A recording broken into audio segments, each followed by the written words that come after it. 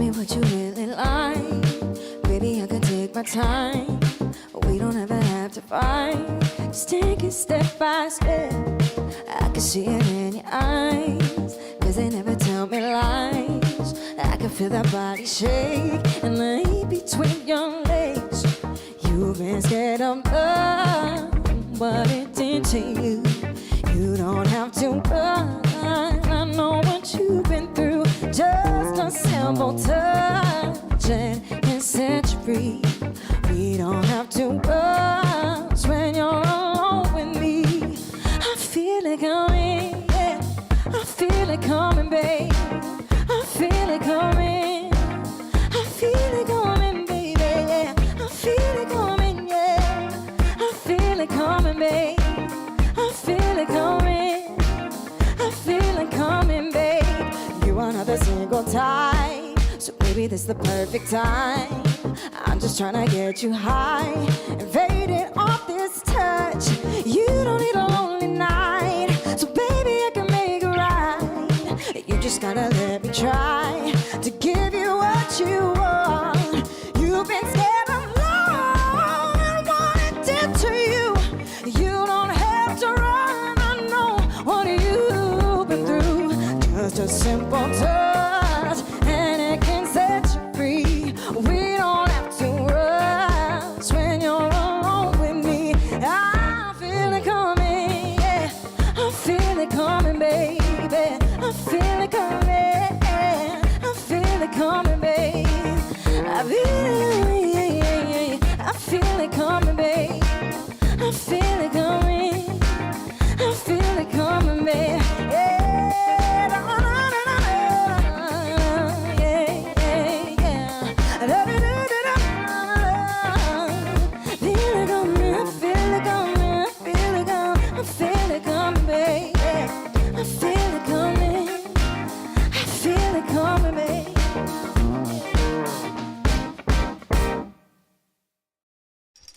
Hell yes, I feel it coming. That was, oh, let me get the B-roll started. Hold on, we're starting off great already. Here we go. That was Scary Pockets featuring Laura Mace with I Feel It Coming, The Weekend.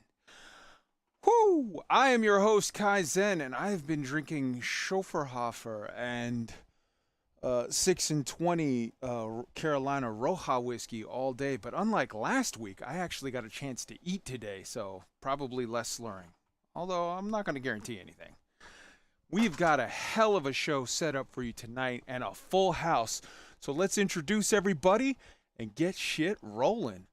Right off the bat, let's start with our special guest of the night, Boss Lady B. Oh, it's homecoming week. Boss Lady, how you doing? How you been? Hello everyone. I've been good, busy, and I was wishing I was here last week, but it's good to be here this week. Hell yeah, great. We got to get Jez back on at some point soon. Fucking hey, that'd be great. Yeah, get the two of you. What are you drinking tonight, Boss Lady? I have some fresh squeezed. It's a IPA with a hop finish, a dry hop finish, and it's delicious. It's very hot right now, so cold beer, IPA, perfect. Very fancy. And going down the list, we got from the Star Citizen Research Group, we got Chad Lozan in the house. Say hello to the beautiful people, Chad. How are you tonight, and what are you drinking? Hello, beautiful people tonight. I'm just having some water.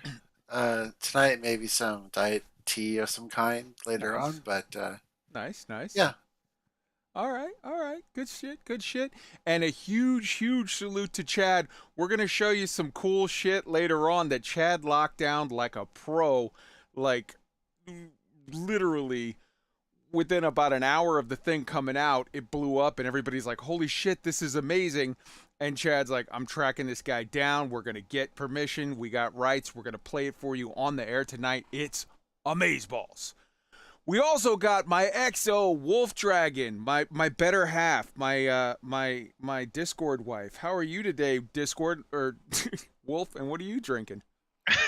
Well, This is awkward. I decided to drink red wine tonight, and I'm eating Thin Mints, so I apparently showed up ready for that joke, not fucking realizing it. You're my Stepford wife. That's great. That's awesome. You acted it into existence. Trophy wave. Hell yeah. Hell yeah. Clearly, Jesus fucking Christ. Hey, Alright, glad everyone could join us for me drinking wine and this shit show now, so great.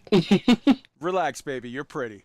And we also have from the Star Citizen Research Group, ELIX in the house. Say hello to the beautiful people. ELIX, tell them what you're drinking. Hello, everybody. Tonight I am taking a trip on the weird side, and I've got myself a glass of Bareface Wilderness Series 01. What makes this Canadian whiskey weird, and why I'm talking about it, is first of all, they aged it in shipping containers in the woods, which is only slightly weird. Mm-hmm. But the other weird thing is they put mushrooms in one of the barrels for a month. And there's this rich umami flavor to it, and umami in a whiskey is a weird thing. So that's weird. But anyway, I don't think you can get it outside of Canada, so sorry. Depending on what kind of mushrooms, you could also be tripping balls in a few minutes. So we'll see how that plays out. I wish it was that kind of mushrooms. The And- next one. Lady Raincloud from the Star Citizen Research Group. Say hello to the beautiful people. Tell them what you're drinking tonight and how you doing. Hello, beautiful people. I'm doing all right. Just drinking some Coca-Cola right now, listening to ELIX talk about that Canadian whiskey. Hell yeah. And yeah, just here. Glad to be here. Missed the show last week, so yeah, let's have some fun. Let's rock and roll. Hell yeah, I'm not going to lie. If I could get myself some whiskey with mushrooms in it, I'd say sorry to everybody for a while, like a week or two at least. Yeah.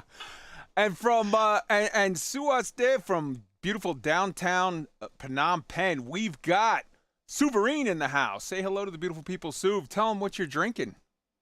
Hi, I live in the future, so I'm drinking coffee because it's Saturday morning. Oh, you got to get yourself some like guava juice or something. Live it up. Ooh, fancy. Yeah, right? Yeah. I had durian for the first time the other day. Fucking, oh my god, that Yeah. stuff tastes like rotten onions dipped in baby shit. Oh boy, is that disgusting. Yeah. Wow. All right, and we also have Tweaked74, the tactician, my main man, on the left hand. Say hello to the beautiful people and tell them what kind of coffee you're drinking tonight, brother.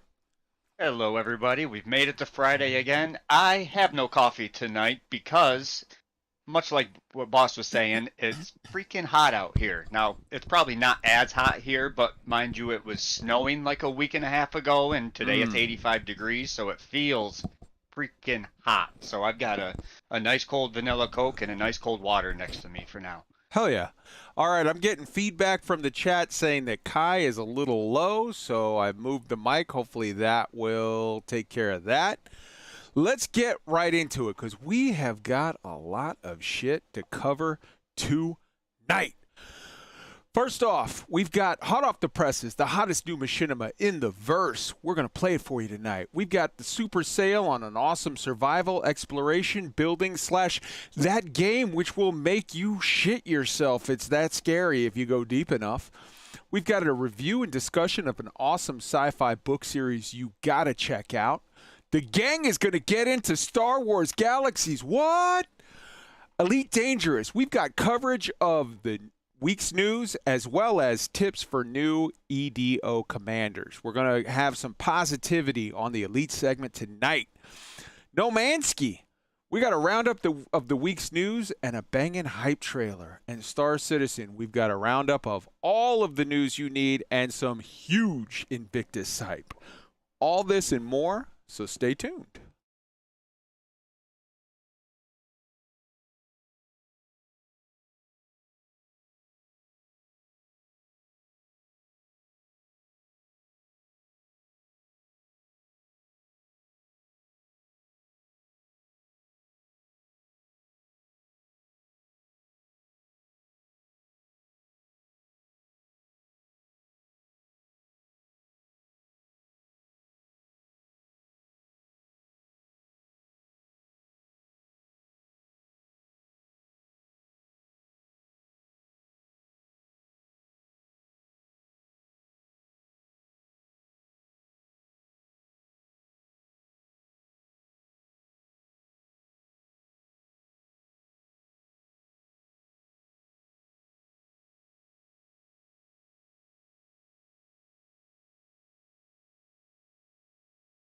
Please make sure to like and subscribe and click on the bell. It really helps us out. On Twitch, Yeah, that's not going out. All right, so I'll cancel this. Sorry about that. And that was the plugs that apparently for some reason were muted, even though they weren't supposed to be. Fuck it. We're going to go with the subscribe if you want. Who fucking cares? Let's hop into this. Right off the bat, let's start off talking about Subnautica. Now, Subnautica is a very, very cool sort of game. You start off in a crashed spaceship. From there, you have to, it's like survivally meets exploration, meets base building, meets, holy shit, there's some scary shit in the deep. Let's start off with the trailer. I'm going to show it to you right now. And if there's no audio on this, somebody in the chat, please say so immediately. Sorry about that. I'm attempting a controlled descent. Sunlight. I've been dreaming of it for months. But it's hard to enjoy alone. The crash seems so long ago now.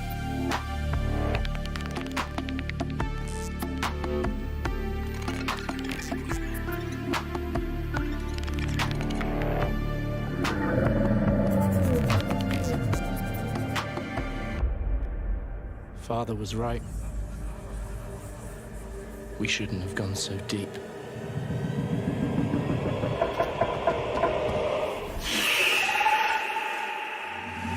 They do not want us down there. Despite my best efforts, ill health is taking hold of me. Marguerite and Father are already part of this incredible planet. It's reassuring to know that when I go, I'll join them. Until then, well, there's always the view.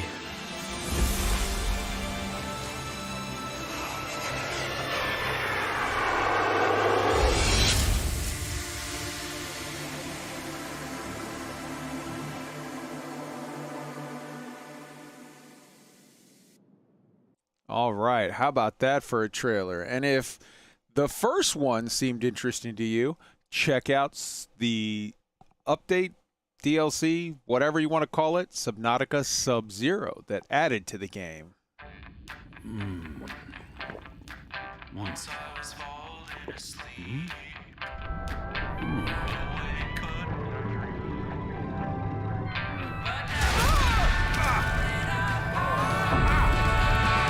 I'm not scared. My dreams are all I ever needed. She told me what I'd see. Nothing's gonna get in my way. Nothing's gonna get in my way. Nothing's gonna get in my way.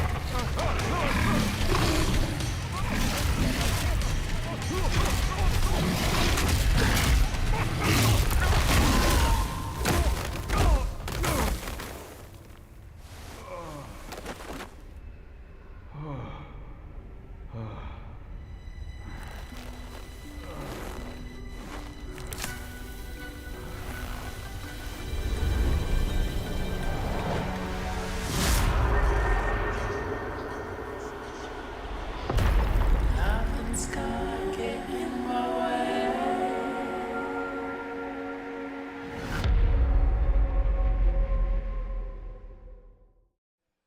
All right, so that was the Subnautica trailer first, and then the Subnautica Sub-Zero trailer. And Part of the reason why we're highlighting those for Thing a Week this week is that right now on Steam, all of those things are 50% off. So you can, for $15 each, get Subnautica and Subnautica Sub-Zero, so $30 total. Or you can add in another $6 and get the $35.96 package that includes both of the games and both of the soundtracks. This game looks super, super cool. In fairness, I will say, in all honesty, I have not played this one yet. It's in my basket. I am buying it this weekend. This sale is a weekend sale. It is only happening this weekend. So I'm getting it this weekend for, 55% off for the bundle. I have talked to other people who have played it that I respect, who have highly vouched for it. And I think, for 60% off, it is well worth it. The one thing that I know about it that I kind of am going to bounce off of a little bit is that it's a single player game. I think, as Boss Lady said earlier, pre-show, this game would be amazing as a co-op kind of whatever, a la sort of No Man's Sky, where you can do it with your friends or whatever. But holy shit, this looks cool. It's a big sale. It's a game that so many people that I very much love and respect have given it their thumbs up. Guys, let's hop in on this. Just no dot system. Just hop in and let's try not to go over each other, but hop in with some stuff. I know, Boss Lady, you had suggested it for Thing a Week. Why don't you start us off? And then I know Rain has played it a decent bit. Why don't we start off that way? Yeah, so in thinking about Thing a Weeks that fit really well with the space-related genre that we all love, this game comes up all the time in my community, in the Elite Dangerous community, and of course there's always that joke of you're landing on a water world. So this is, in a way, it's kind of a wonderful pairing with the other games that we play out in space. Obviously, with No Man's Sky, there is a ability to go underwater and everything. But the thing that sets Subnautica apart is that it's a story. So you're kind of following these breadcrumbs and these clues, and it's an open world. So like me, you may just end up getting totally lost and wandering off and not following the storyline. But most of the people that really, really love both the first one and the second one say the story's great. There definitely are some jump scares. However, the game was really designed around the concept of not being another shooter. So it was meant to really kind of balance out the shooter mentality in new games. So it has that really exploration, survival, building, creative vibe to it, which is awesome. I know I have literally had not one, not two, 3 separate people said, "Oh, you think Alien Isolation was scary?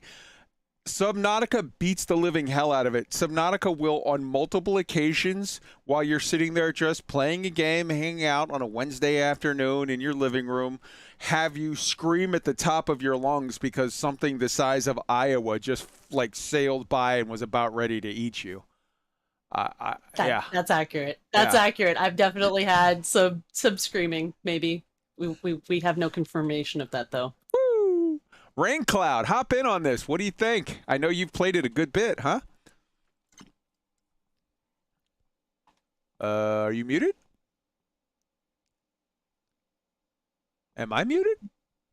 You're not muted, Guy. All right. Well, I've definitely had.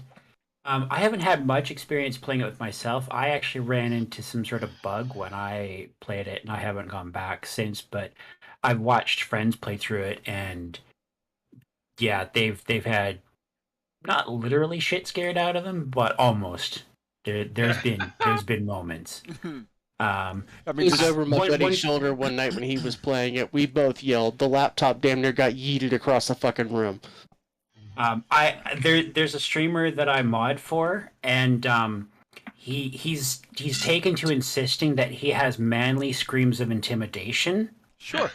Sure, it's kind That's of like a that's how haka. he wants to explain it away when he shrieks like a girl. It's kind of a haka. It's just a very high pitched shrill haka. Yeah. He's literally warning the dolphins to fuck off. Okay, fair enough. Lady Rain, are you back yet? Nope. Okay. Suv, what do you think? I've not played it, but it's been on my list forever, and friends of mine have played it. What I've heard about it is that it's my issue with people who listen to these podcasts quite a lot might know that I don't love survival games generally because they're so frictional early on, and also generally they can be quite janky as well. For the cost of being able to build anything and do anything usually comes at the fact that the actual moment-to-moment experience is pretty janky, like in games like Ark or comparable ones. And I've heard that Subnautica is much more polished than that. It's a much more polished narrative experience. So it might be the kind of survival game that's not for people who. This might be the kind of survival game that wins over people who don't generally like survival games. Is what I've heard. Gotcha. Yeah, it does very much have a linear progression. The map is hand. I mean, I don't know about handmade, but it's not a randomly generated map. Okay. Like the map is the same every time. So you when you go to some place when it's time for this, when it's time for the story to push you into going to, such a place, like just going deeper. Right. It can tell you. You can have something where a quest basically tells you go here. So it is Rather more of a than bespoke go and event locate rather whatever. than a RNG created proc gen thing. Yeah, that's cool. It's not purely procedural. It's very much a curated experience. Right. But it feels like it's it's such a large play area that it feels like it might as well be procedural. Right on. But you can then play a second time, and you can basically speed run going to the important places. Very cool. So there is value on multiple playthroughs. Does anybody else have anything they want to add on this one? For my part, I actually, as somebody who was in the Navy, I really like Subnautica because I'm the crazy one that likes being out to sea. So it's not going to be for everybody. That is something I'll parrot. But if you like the idea of being on your own, of a survival game that is a vastly different experience, survival games without like too much of a gimmick, this and, for example, The Long Dark is another one of my favorite survival games because that one's like no magic, no zombies, no psionics, it's just you versus the wild. And Subnautica is kind of that situation where you have to worry about depth and oxygen, and there's alien wildlife, and there's none of the normal gimmicks that we're used to, and I really do suggest it. It's a good game. Shout out to the people in the chat. There's a lot of people that have said, "Oh, this looks so cool. This looks awesome." As per usual, we've got the round of Suv seems quiet all of the sudden. We've got Joshua Betts saying, "I've plenty to say about Subnautica. It's one of my top 3 games of all time." Man, that's a pretty strong recommendation. Yeah, so that is pretty strong. As you can see on the screen, you can get it for over half off this weekend. If you're interested, hop in and get it. So that takes us to, does anybody else have anything before I move along? All right.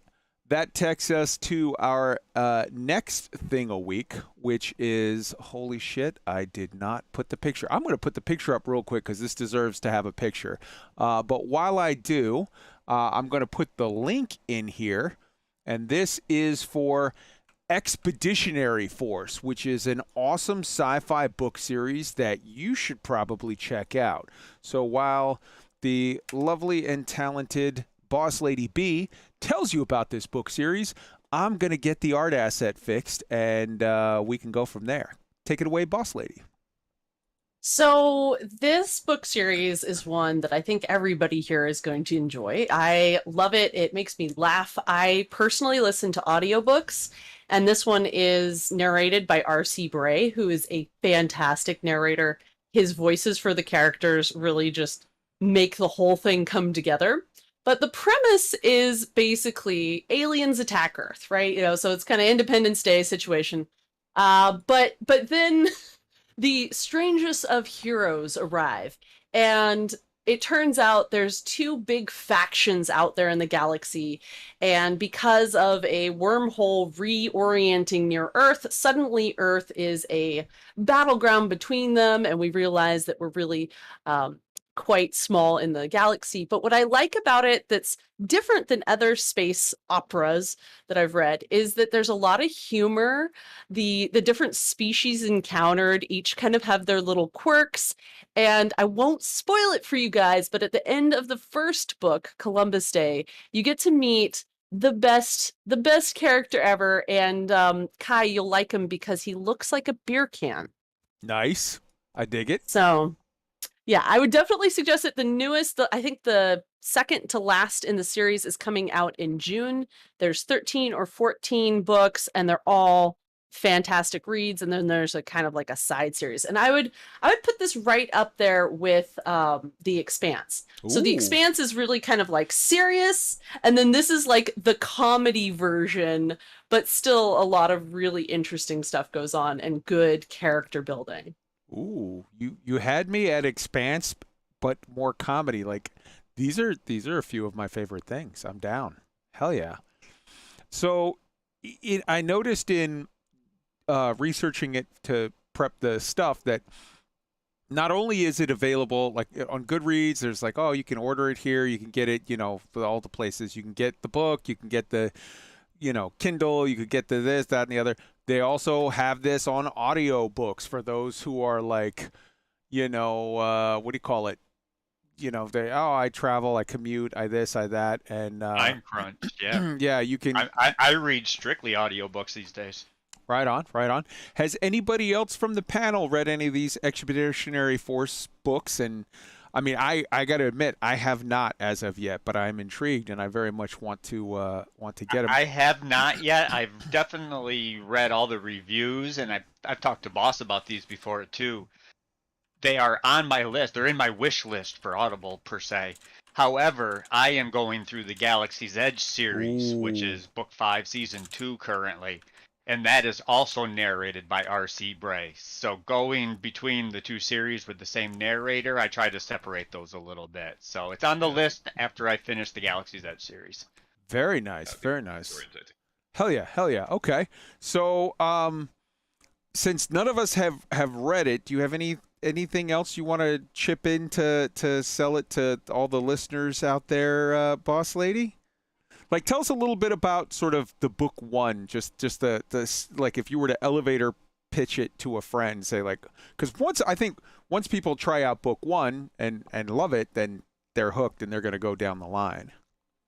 Right, exactly. For those who have read the series, they're like, book one's okay, but everything else is fantastic. So sometimes with book one, because you don't get to meet one of the main characters until 2/3 of the way through the beer can, it's you don't have the counterpoint. But the best part is, it's like the strange things that would happen. So the main character, when the aliens invade, he's trying to fight for his hometown in the the East Coast, and I think he's from Maine. And so he ends up with a group of people because he's military. He gets just some random civilians, and they're trying to fight back, and they get this ice cream van that has like a bunch of really badly painted cartoon characters on the side of it. And so they end up, some stuff happens, but his nickname throughout the entire series ends up becoming Barney because of the van. So like he did this heroic thing, but because of the vehicle that they were driving, he kind of was not quite a laughingstock, but he became a known figure because of the situation he got himself into. Very cool. Very cool. I dig it. Before we move on, I want to shout out one other thing with regard to the other thing a week that we talked about tonight, which was Subnautica. Both Subnautica and Subnautica Below Zero are on Game Pass right now. So if you are one of my console brethren and are looking for something to do with some free time all of a sudden, check it out. All right. Let's see here. That has us moving on to That takes care of that. That takes care of that. Let's move on to Elite Dangerous. Let's play the thing and see if it actually plays. Elite Dangerous News. Did that actually play? Did anybody hear that? I heard it through your microphone. Yeah. Yeah, I think. Hold on. Let me try this one more time because I'm having technical issues here. Let me try this. Elite Dangerous News. Did you guys hear that? I heard somebody say Elite Dangerous News. There you go. All right. All right. So, Elite Dangerous News. Let's set up the B-roll. Holy cow. I'm having all kinds of tech stuff tonight, guys. I swear I'm actually, you know, not slurring. Everything's good except for tech is just all over the place. So, let's start off with what? You have a tech hangover from last week. I do. All right. So, let's start off with the Elite Dangerous News of the week. Well, there was no development news of any kind this week. I think that's, you know, whatever. They did their talk last week, and they're due to have one next week, which actually would put it at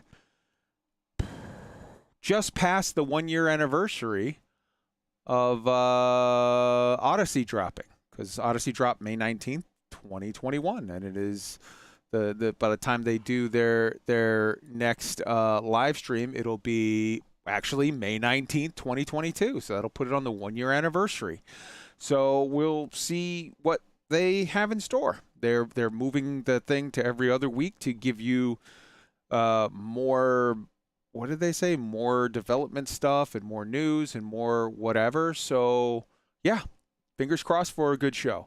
With regard to the story, with regard to the whole, you know, Galnet storyline, the Salvation storyline, the Azimuth storyline, all of that jazz, we are looking forward to a update sometime in May based on their roadmap from last week that is going to have more stuff.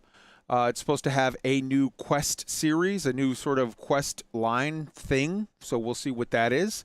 They said more narrative stuff, and then I forget if it's pick one. It alternates between optimization and stability, whatever. But so that'll be interesting to see what the new quest line is. On this week's Galnet, we had some continuation of the Salvation storyline specifically. And so the first time there was a big Salvation CZ, or not CZ, CG, and it was collect a lot of stuff. Salvation set off his, you know, little Thargoid killing device, and it like massively killed tons of Thargoids. It killed like 90% of the Thargoids, and like only 10% of the Thargoids were able to like make it out by running away into hyperspace. And then the second time they did their Salvation Thargoid explodey Palooza, like half of the Thargoids died and like half of the Thargoids made it out by running into hyperspace. And now this time, this is the third time that we've done Thargoid killing Palooza CG from Salvation. Maybe continuation of a storyline as planned, maybe treading water. It's getting a little hard to tell at this point. None of the Thargoids died. They all ran away. It drove them out. But like, there's no crash and wreckage and all the stuff that there was from the first one, and a little bit less so from the second one. It's just that they left. Now, you know, you have to give them credit. This is some kind of storytelling. There's clearly the Thargoids are adapting to the situation. And I don't know, the Borg. I don't know where this leads, but it is, you have to give it credit. It is a story advancement of a kind, and we'll see where it goes. With regard to different things from the community development, the Spanch creator has added a new feature to Spanch, which now allows you to root for getting your on-foot planty, scanny, elite, you know, all of that. So your biogenetic elite thing from the place, which is cool. And the Elite Dangerous Odyssey Materials Helper is upgraded to do the engineering for your ship stuff, which is very, very cool. Now, some of you might be saying, Elite Dangerous Odyssey Material Helper, what's that? Well, I'm glad you asked, hypothetical person, what lives in my head. Because we're starting a new segment that we're going to do with Elite Dangerous to help out new Odyssey commanders, whether that be people that have just or are about to transfer over their console stuff, fingers crossed, or whether that be just a commander who just happened to buy Odyssey or whatever. We're not going to play the video, but I've got a link that I'm going to put in the show notes to two things here. The first is Elite Dangerous Odyssey Materials Helper. And the second is a video from Down to Earth Astronomy that explains where to find, how to download and install and set up and use Elite Dangerous Odyssey Materials Helper. So you can go to GitHub. As if you look in the link in the show notes right now, you will see, and in the live stream, Elite Dangerous Odyssey Material Helper link on GitHub. And like I said, check out the second link, which is Astro's explanation video. I am an idiot when it comes to all things computer, and yet if you follow the video that Astro has in the step-by-step guide, he'll show you how to get it, how to run it. There's some choices you have to make, like are you going to set it up to be just like a single run install on your PC as opposed to like installing it.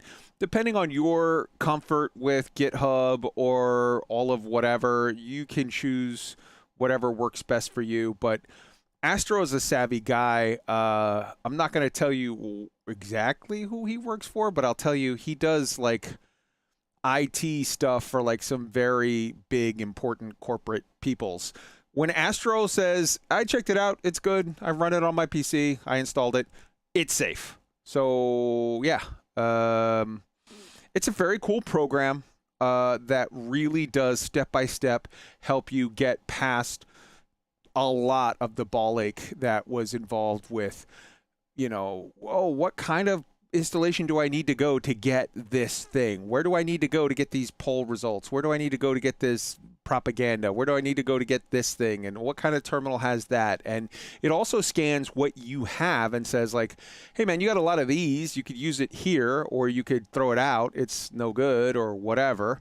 I'm seeing in the live chat, love Astro. I could not agree more. I absolutely love Astro. He is the man and will teach you everything you need to do in Elite. So yeah, there's that. That's all that I have for tonight with regard to Elite. So first I'm going to ask, does anybody have any commentary, anything else to add that's new to Elite, or any commentary on the stuff that I suggested?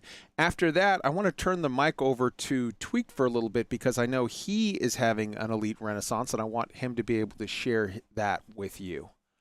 So anybody have anything on my stuff or anything I missed? Actually, yes. I do. Okay. In Burr's video, when he talks about these tools, there's also an update to ED Discovery, which is another Windows desktop application that adds more voice control, like voice attack, but it comes with it for free. And it just adds updated content and updated stuff that interfaces with your game client in real time. Very nice. So and I can probably find a link to put it in the channel, but it's another great desktop app for those who really want to not wander aimlessly around the galaxy. Beautiful. Anybody else? Well, Chad, I know you've actually been joining Tweak on his Elite Dangerous Odyssey Renaissance. So why don't the two of you guys share a little bit of your adventures and some cool stuff you've been doing? I'll let Tweak start. Yeah, well, I think I said last week that I've been having a couple nights in a row where Star Citizen told me to go do something else. So I started playing Elite. Started having some fun. We had some BGS fires to put out. We've been working on some wars. And I've been finding a lot of little details. For example, we were in one of OPIX's systems. We were working the war. I was in the bar of the land settlement, planetary settlement, I think I was actually waiting for Chad to come back so we could like team up and go out together. And behind me, a conversation between 3 NPCs started up, and I quote, I mean, we have to win, right? We're going to win this, right? Have you seen the casualty counts? And then the next person starts talking. They were actually talking about the progress of the BGS war that we were fighting at that point in time. That's awesome. Little details like that go a long way to making it feel like it's a real thing. In doing all this stuff, I kind of rediscovered what I originally fell in love with Elite about, and that is the galaxy model. I didn't even know that I missed flying from one system to another to do different things. So I started running more missions again, and I started realizing that, wow, these missions are a little dynamic. Like, I can take the same mission 3 times, and I'm going to get 3 different results going in these settlements to do it. Nice. And I will tell one story, and then I'll turn it over to Chad, because Chad's brand new in Odyssey. I did a CZ a couple nights ago. I believe it was a high-intensity ground CZ. OPIX was losing throughout this whole CZ. I could see the markers, and we were behind the whole thing. And it came down at the very end. It came down to me against 15 or 20 of the enemy. So it became a guerrilla tactics game of hide and seek throughout this giant spread out settlement where I had to hide from them. I had to make it up to the roof. I had to escape from 3 or 4 of them chasing me down. I had to sneak out and charge up my suit. I had to sneak out and get more ammo. I had to play Rambo and try to get them all alone one at a time to take them out. And maybe I cared more because the war was for OPIX, so I didn't want to lose it. But when I finally killed that last guard, I put my controller down, and I had the adrenaline. I was shaking like, if you've played Elite Dangerous and you've been in PvP, you usually end up with that adrenaline where you're a little shaky afterwards. I had that experience from that CZ, and I've never gotten that. As much as I love Star Citizen, I've never gotten that from a bunker mission. Okay. Or an 890 jump. And I love those missions, and I do them over and over again. But there's something about the missions being able to change, and it gives it what I call a Han Solo moment, where I could go in one time and play it off perfectly cool, and it works great without a hitch, and I sneak out and nobody knows I was there. But then the next time I turn a corner and there's a guard standing there, and all hell breaks loose and the alarms go off, and I'm running for my life not to die, trying to get back to my ship so I can make a clean getaway. So, that kind of stuff, the gunplay's not great, but those kind of adventures you don't find everywhere else. So first off, I linked in the chat the GitHub link for the ED discovery thing that Chad was talking about earlier. I'm going to make an observation, Tweaked, and see. I want to see if you agree or disagree how you feel about this. I feel that Star Citizen does better missions than Elite, but Elite, number one, has a vast quantity advantage over the missions that Star Citizen offers. And at this stage in the alpha, it seems to me that quite often Star Citizen missions are 50-50 at best if they're going to work or glitch out in some way, whereas the Elite missions, with it being a released game for years and having iterated and iterated, the elite game missions they work about 90-95% of the time plus, so that while I think a mission to go to a bunker and do a lot of whatever can be way more in depth and more beautiful, I think the elite really does have the advantage of quantity and stability with regard to their missions. What do you think about that? Definitely quantity and stability. I think the highly intelligent NPCs give it a huge leg up over the Star Citizen missions right now. But as I was saying pre-show, I have, and let me preface this by saying I still will play Star Citizen more than Elite. And I love the FPS in Star Citizen. That being said, if I go do 25 bunkers and I go in the same way, tactical each time, it's going to turn out the same way each time. And that is not the case with these Odyssey missions. These Odyssey missions on the ground, you can go in the same way and you could have different outcomes depending on the type of settlement you're in, the type of security they have, how smart the NPCs are. It all scales up and down. Yeah, so I've actually been very pleasantly surprised this week with the playability. And to your point, Kai, I was getting a little frustrated in Star Citizen where about 50% of the missions just wouldn't finish. You know what I mean? I'd have fun doing them, but they wouldn't finish. And so I did. I went to Elite, and 98% of the time the missions all work. So, and I think there's no, I don't. I don't think you necessarily, and I've been guilty of this myself, and I think everybody sort of has, but I'm trying to, day after day, you learn, you try to be a better man. I'm trying to, maybe if you point out things you like in Elite, you don't have to tear down Star Citizen to do it. If you point out things you like in Star Citizen, you don't have to tear down Elite to do it. They're two separate games. Try to just deal with each as a separate thing as best you can. Now, sometimes that's really what I had to do to be able to enjoy it again. I had to separate the two games. I mean, sometimes if you're going to compare and contrast like different things like community outreach or management decisions or a philosophy, a development style, sometimes you do end up comparing and contrasting. But just do this, I would say, and when I'm saying this, I'm not trying to preach to y'all. I'm telling this to myself. I'm trying to tell this to myself as much as possible. Like, just try to treat each of them. It's like your kids. If you have two kids and you love them both, and one of them is just, acing everything and going to college and hitting it out of the park, and the other one is struggling, it's not like you love that kid less than the other. If you love them both, then just fucking love them both and try to treat each of them as an individual and deal with each of them as best you can. I don't know. Maybe that sounds sappy. Chad, hop in. You were getting into Odyssey. You were running around. Yeah. You were the Chewbacca to Tweaks Han Solo. Let's get into it. Well, so I thought I'd try it out. I found the game for $13 on cdkeys.com, which I bought stuff from there before. They're legitimate. It's the same key. You put it in. You have to resync your Frontier account, and then Frontier recognizes it and it shows up.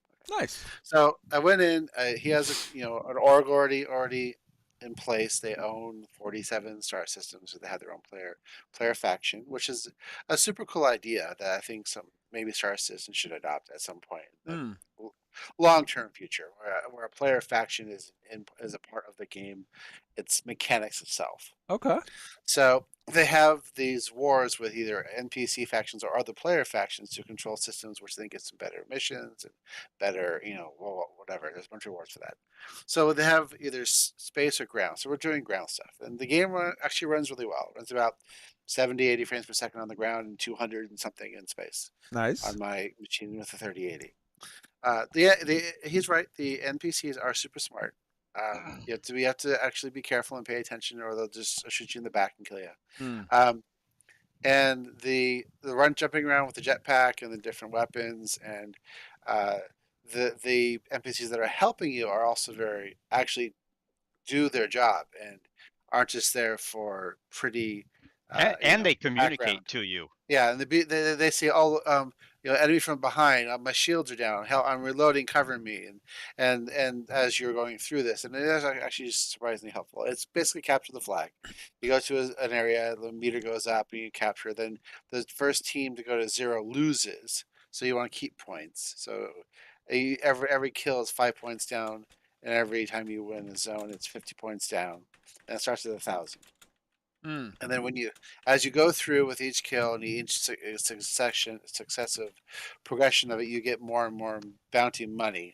So on the medium or hard ones, I was making like between 3 and 6 million credits per mission per round, which is not chump change. CZ. That's cool. Per CZ. Yep. Yeah. So for someone who's starting out, that's a lot of money. And I know there are missions that once you get like a leveled ship, it's like 50 million credits for something. But to start out, so it's like the money is like a 10-to-1 between Star Citizen. So like 1 million credits in Elite is like 100,000 in Star Citizen. It kind of works out to about that. Okay. I think. And overall, it's really good. There was one CZ that bugged out where none of the NPCs were moving and they were just shooting at each other and yelling, and no one could damage each other, although they could kill me, and I could kill them, but the NPCs couldn't harm me. That was the only time it completely bugged out. I haven't had any crashes to desktop. There was a multiplayer issue where I was flying with Tweaked and I couldn't get out of his ship. It went to black and stayed there. There are still issues. And Instancing issues, yeah. Instancing issues. And Frontier knows it, and that's why they're like they're going to be continuing to optimize Odyssey for the next 9 months or more. Sure. Okay. Because there are problems, but overall it worked pretty well, and it looks decent. It's not the ultra realism of Star Citizen, but for a game as old as it is, and as with the problems that the Cobra engine has, it's not bad. Okay. In terms of like overall market, but the incredible gigantic galaxy, plus I think the player faction part, which I didn't even know was a thing, adds a level of like investment into the game, because it's your org that actually has game mechanic specific things that occur because you play the game, and then that affects other players and other part of the dynamic system that they have. And it's an interesting thing, because I mean, let's be honest, and I'm not trying to be shitty, I'm just being frank. That whole player minor faction thing, all of that being in a like, oh, we control this system, we control that system. Let's be blunt, it means fuck all. It doesn't do anything to change any of the mechanics of the game. But guess what? It's a video game. So just like having billions of credits doesn't really change anything. Just like in No Man's Sky, having all of the fucking, buried modules doesn't change anything. Just like in Star Citizen, having millions and millions of Alpha UEC doesn't really change anything mechanically. The fact of the matter is that we're all video game players. We're all nerds, and we just want to see that top score. We just want to see that achievement. We just want to see that I've got 47 systems and you only have 3. And it's like, it's a game it's of fun. risk. It's territory. Yeah, but I mean, I'm just pointing out the fact that while it doesn't really mechanically do anything, it kind of does in a way that people don't realize too. Okay. Whereas if I'm OPIX, right, and if we had dreams of owning the whole galaxy per se, we are better off controlling all the stations and being the system owner, because then any random commander that goes to that system, anything they do there, they turn in bonds, they turn in bounties, they turn in data. That's going to help OPIX's influence, which is going to make expansion go easier. Okay. How does it help you, the player? You. Yeah, that's self-referential. But again, coming back to my point of, it doesn't really have to help you. It's just people do stuff because they're like, hey, I ran the score up. I got a big number. I feel good because of that. Like, whatever. It's an arbitrary goal, just like all other video game arbitrary goals are. Then what it in turn starts doing, and to answer your question, Rain, what it does for me as a player is it gives me content to play. Like last night, I get a message saying, hey, our influence in Polides down to 40%. What's going on over there? We find a fleet carrier with the name Agent BGS. We're like, okay, we got some issues here. Time to get to work. The whole squad comes together and starts planning a plan of action against this, and it's game content that you don't get in many other games. Can I also point out, like, I don't really love playing No Man's Sky in general until I add other people in, and then I fucking love it.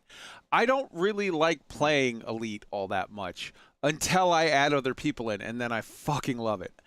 I don't really love playing Star Citizen all that much until I add other people in, and then it's the richest fucking game experience that I can describe. Like, so I think what the point, like what Tweet just said, is that it grants content. It's about, hey, I'm having fun with my friends, we're drinking beer and flying spaceships, and I fucking salute that. And I think the best thing that came out of this segment is the name Chad Baca. I dub thee, Sir Chad Baca. Joshua Betts, you win. I'm going to hand it over to Wolf real quick before we move on to the Nomansky section, because, Wolf, you still lead the Dark Wheel thing. You do missions, you fly, you're doing all of that stuff. You never left Elite. You were always faithful to that love. So I want to give you a chance to hop in on something. Oh, sure. And then after that, Rain, and then we'll move on. There was a couple month period where I did leave the bubble on my way to Colonia and got distracted and did some exploration and kind of put the game down a little bit, and then I repped around back to it just because I missed flying a spaceship like how Elite makes you do it. Got back into it. I went to a couple little shoebox stations and got some stuff, and I was talking with Tweaked not too long ago about that. You know, how important is the engineering? Oh, I can just buy the grade 3s. I'd literally forgotten about that. I'm kind of wanting to give that a shot. Maybe not the FPS stuff, but at least make it so I can do the scavenging, since it's not really salvaging, but the scavenging stuff, that interests me a little bit. Very cool. But if I could get in with some people, I think I would be willing to give the combat-y side of it, or at least one of the integrated missions where, you know, I'm the guy that's got to cut open the door to do the things while somebody else is covering me. That sounds really fun. But again, it's like how you were saying, you know, list off the games. Playing the games by myself, it's not nearly as fulfilling as doing it with friends. And it doesn't matter what the game is, you get a community of people doing something together for whatever commonality reason it is. There will be shenanigans, there will be fun, there will be triumph, there will be loss, there will be anything in the gamut of human experience to be had, and it's all there for the taking. And that's just awesome. And if you want, Wolf, I know you've got plenty of people that way too, but you're more than welcome to come over to where we are and run missions with us. Here's what I'm going to do. You're a couple hops away. Here's what I'm going to do. Wolf, you, me, Sword, and some various others. We're going to hop in and we're going to do some fucking Elite within the next week. I promise you that I will make myself available to play some fucking Elite before next week's show, and maybe we'll turn this into a regular thing. Now, if you're not around, well, shit, then I'm off the hook, but I will make myself available. And we got to turn this over to Rain, because she had something she wanted to say before we moved on to Nomansky. Hop on in. Well, in the spirit of the positivity, I was gonna try the compliment sandwich thing, 2 positives and a negative. Okay. Not kind of go the way I wanted it, but first thing is the free PC copy that they're talking about. I think that is the coolest thing that they could possibly do. Now, it can be kind of seen as a little empty because, you know, console players Can they afford the PC anyways? Probably not, but still, they're going to get a free copy, and that's actually fantastic that Frontier is doing that. Cool. The second thing is... I love the casual implication that if you play console, you can't afford a PC. Well, I enjoy that. you know what? Current prices what they are right now. I mean, with Yeah, prices normally. are what they are. So Now- anyway, That's true. let me... That's a good point. Now is not the best time to go looking for. When I say now, I mean for the last 2 fucking years is not the best time to go looking for video cards. I Unfortunately. mean, I did spend $2,500 on my PC, so just Got so. out easy. Yeah, I did. The second thing is seeing update 12 with the new mission type, seeing that they're planning update 13 and update 14, which is 3 months apart. Good, fantastic, keep working. Oh yeah, that's fantastic.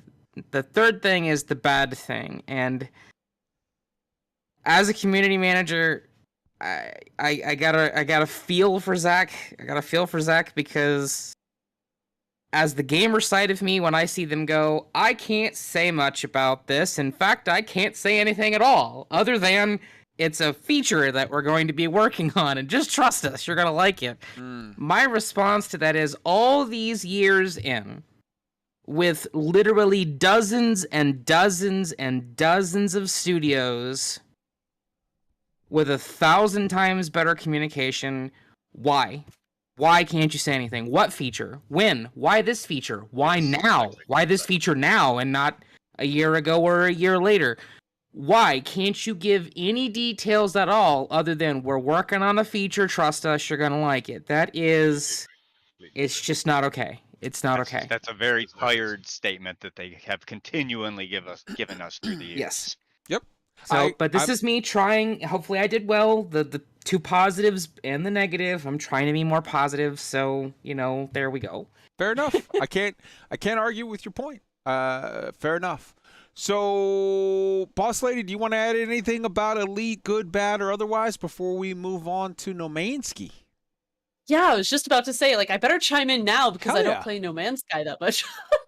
So, the big thing for me, I mean, ever since Odyssey came out, I've always gone off into a whole different tangent. So I am relaunching Expedition Calypso probably in the next week or two. So if anybody has a second or third account, or even if you want to dedicate your first account, the fleet carrier is going out and it is probably never coming back. So I have about 4 years of income on it.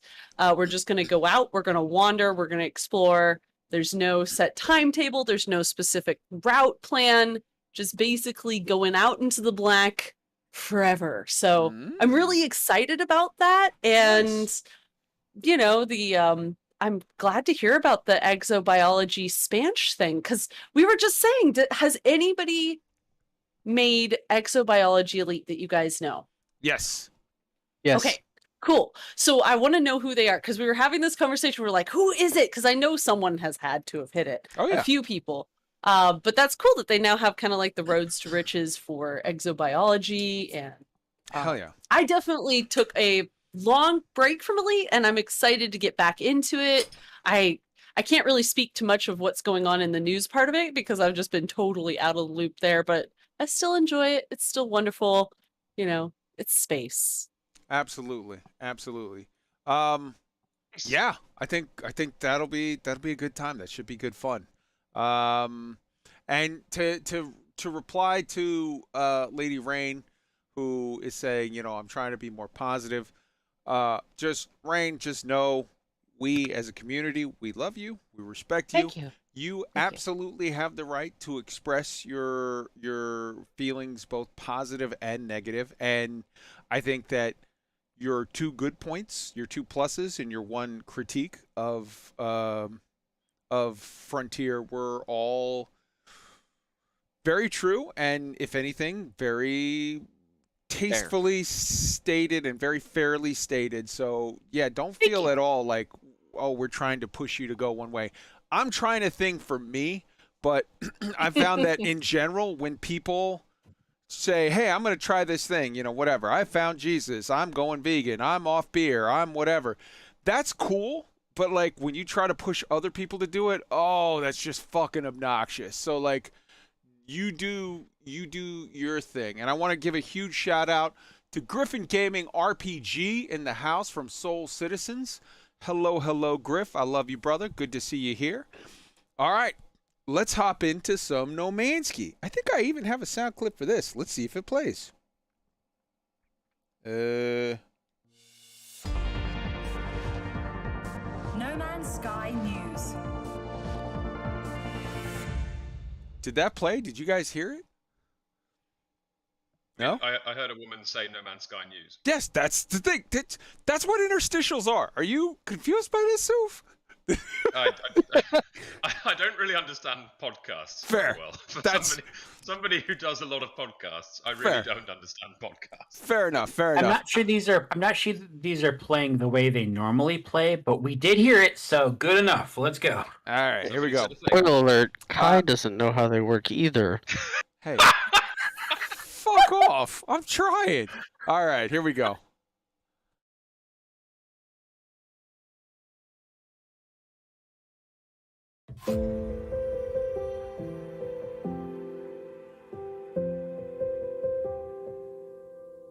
Take my hand, it's time to leave.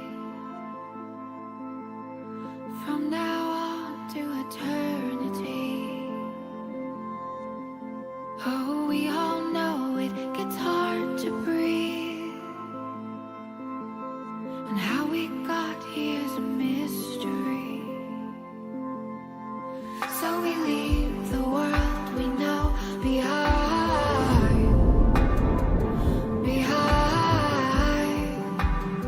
There's so much there to see.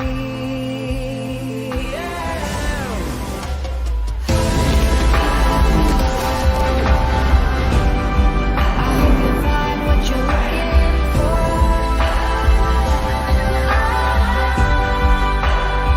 and you are not alone.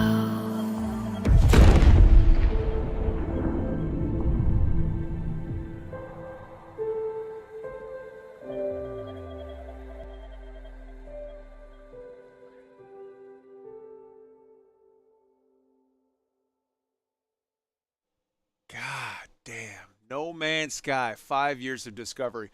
I want to give a huge shout out to Soul Index, who is in the chat live. He just typed in, honored to have my video featured by you all. Thank you so much, with 3 little smiley faces.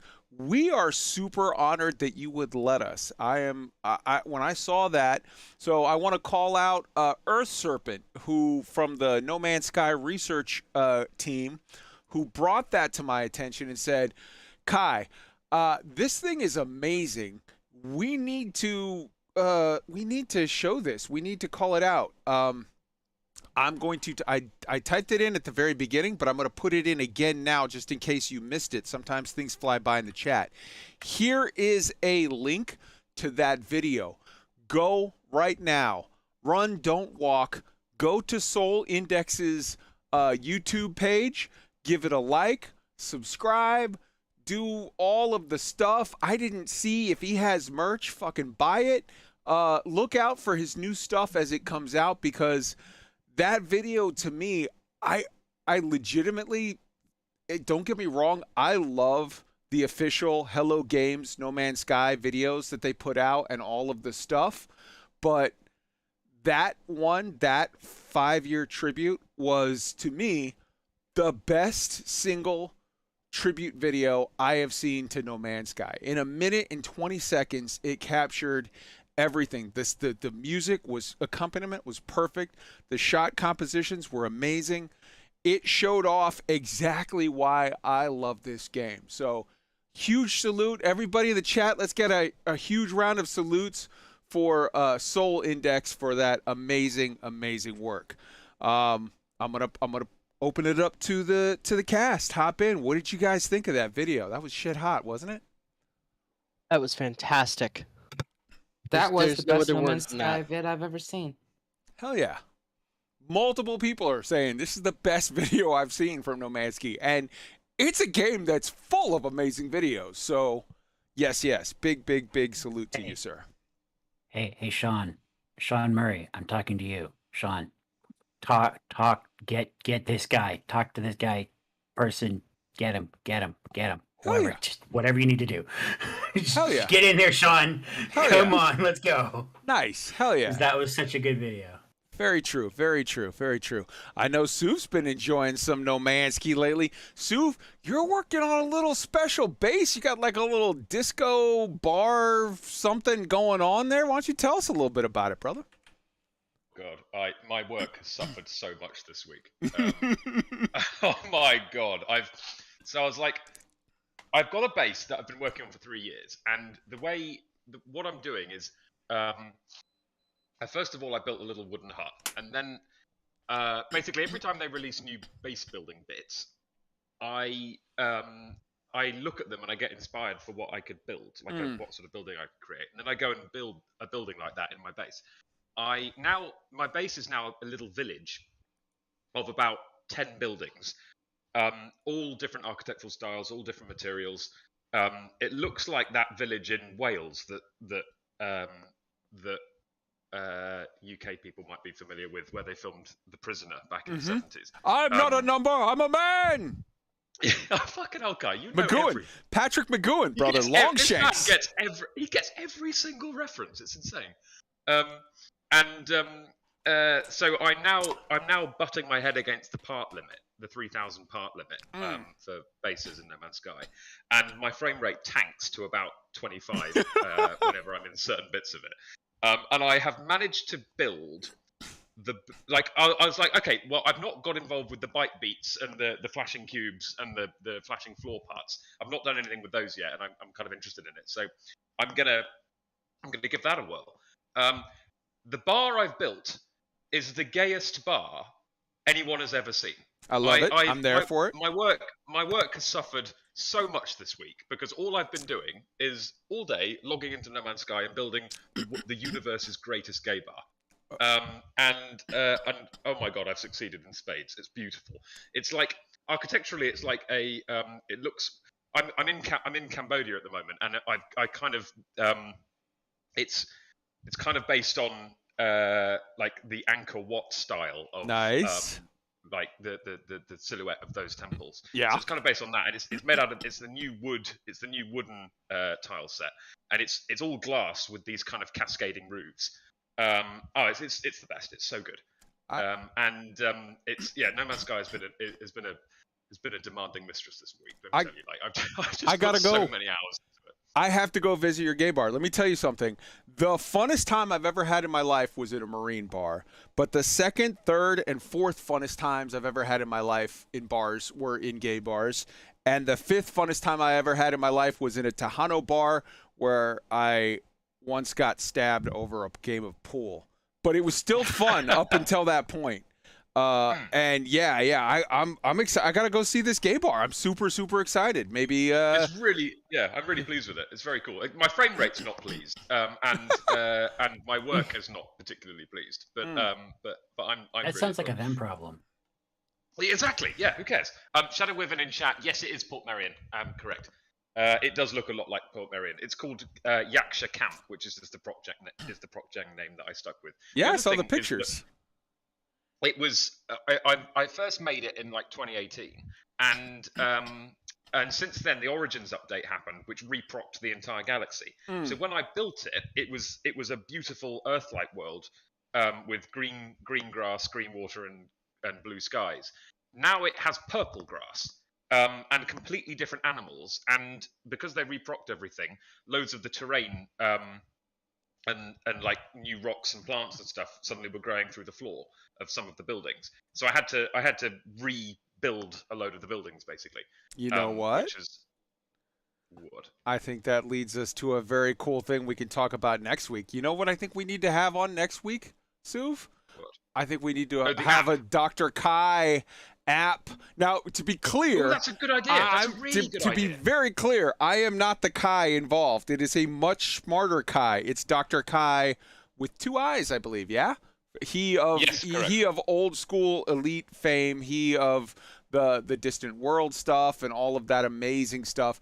There's a guy named Dr. Kai who made an amazing app for base building and moving stuff and doing all kinds of neat shit in Nomansky. And I promise you that next week we're going to highlight his app and have a amazing story about it.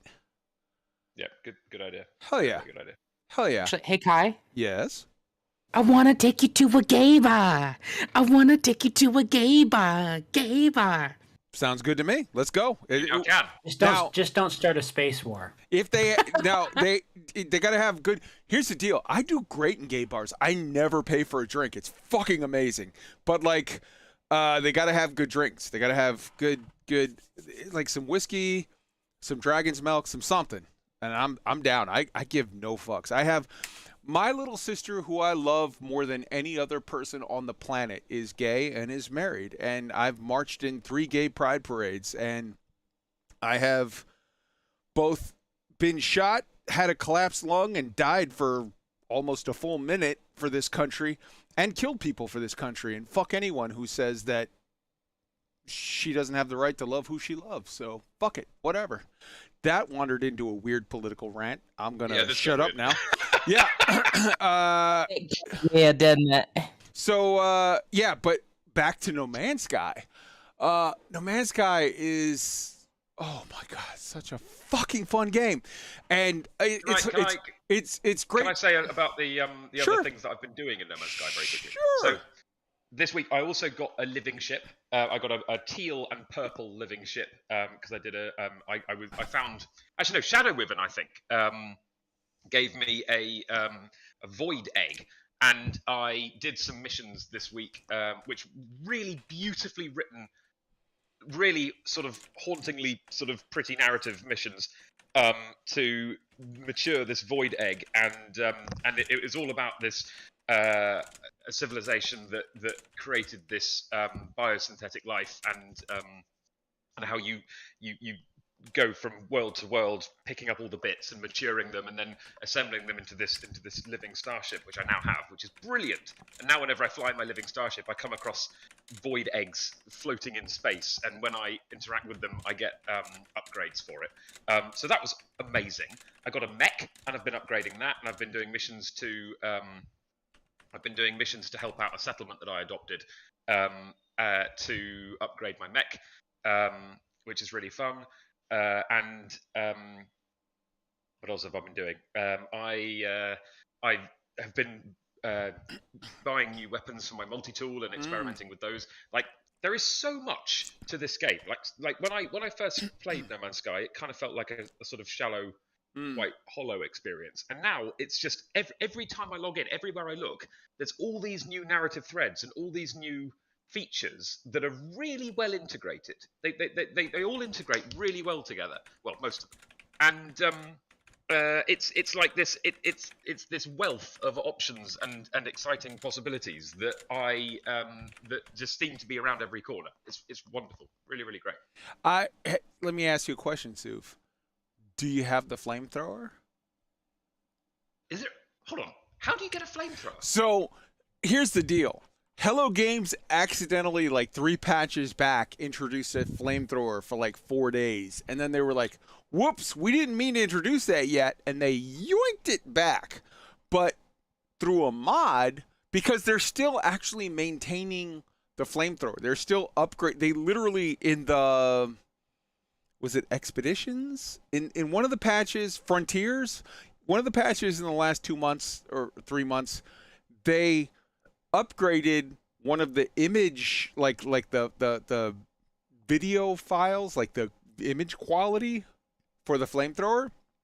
But so if you have it from back then, they didn't take it away. You still have it. But it's not, finger quotes, possible to get at the moment. Except for if you have a mod, which Earth Serpent linked in a chat, which we'll talk about later on next week's show. You can absolutely get a flamethrower that is cool as fuck and makes amazing, like it just looks the graphics. It just looks so good. Yeah. I love No Man's Sky. Just there's so much shit that you can do in No Man's Sky that it's like, wait, what? And it's like, yeah, sure, you can do it. And they don't care. They're literally like, yeah, you can have it. It's fine. So next week we will feature the Dr. Kai app that is the base building ultimate app. It's amazing. It's like Dr. Kai built ED Profiler, which is it's pretty much essential for using VR in Elite Dangerous, and 100%. lots of people know it from that.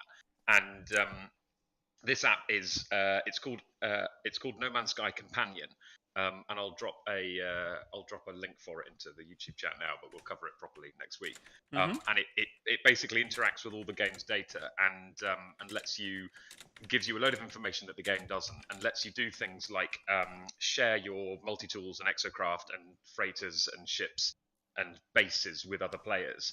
And also lets you hot swap them within and between your saves. So, for example, if you've reached the companions limit or the multi-tool limit, you can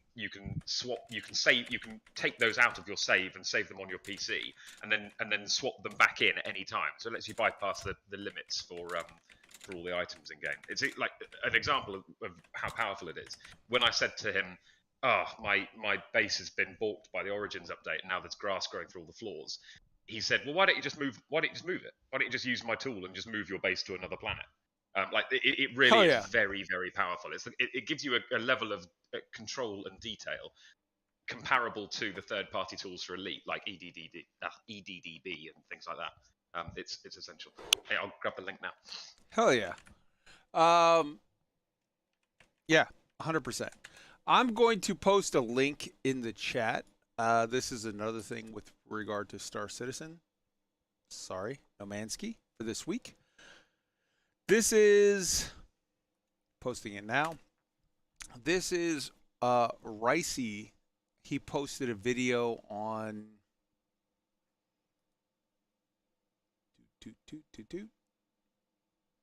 where is it? There we go. Did I delete that? Yeah.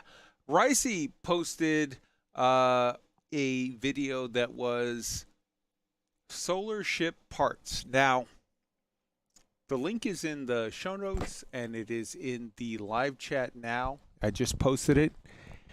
He literally goes through each things, like the nose, the fuselage, the wings, the rear, and the solar sails. And he says, like, these are the different types of nose. These are the different types of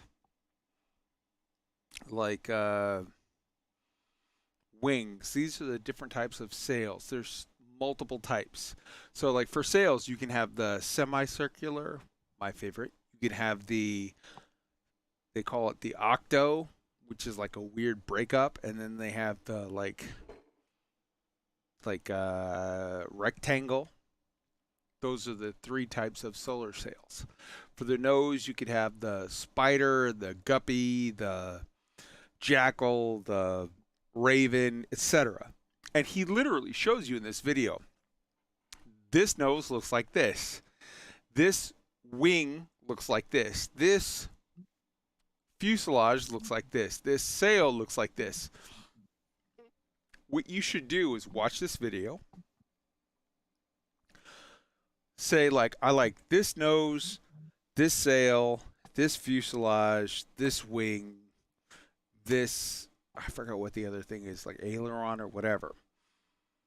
And then you go to the coordinate exchange website. You type in, like, I want this nose, this wing, this fuselage, this aileron. And then you can say, oh, here's the coordinates. Put in these glyphs. You'll teleport to the system you like. And you can get the ship that you want. And then do it.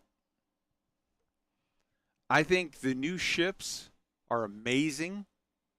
I think the what's it called? The coordinate exchange it looks amazing when you say like, oh, I want this, this, and this.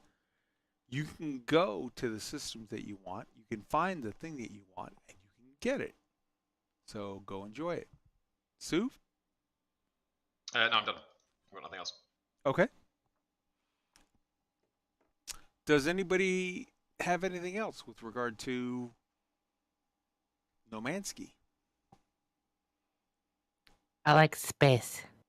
Space is good. All right. Shoutouts to what persistence gets you. Yep.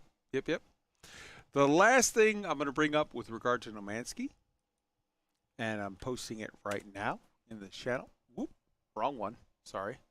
With regard to Nomansky, is this right here, which is there's the Twitter. It is for Captain Steve.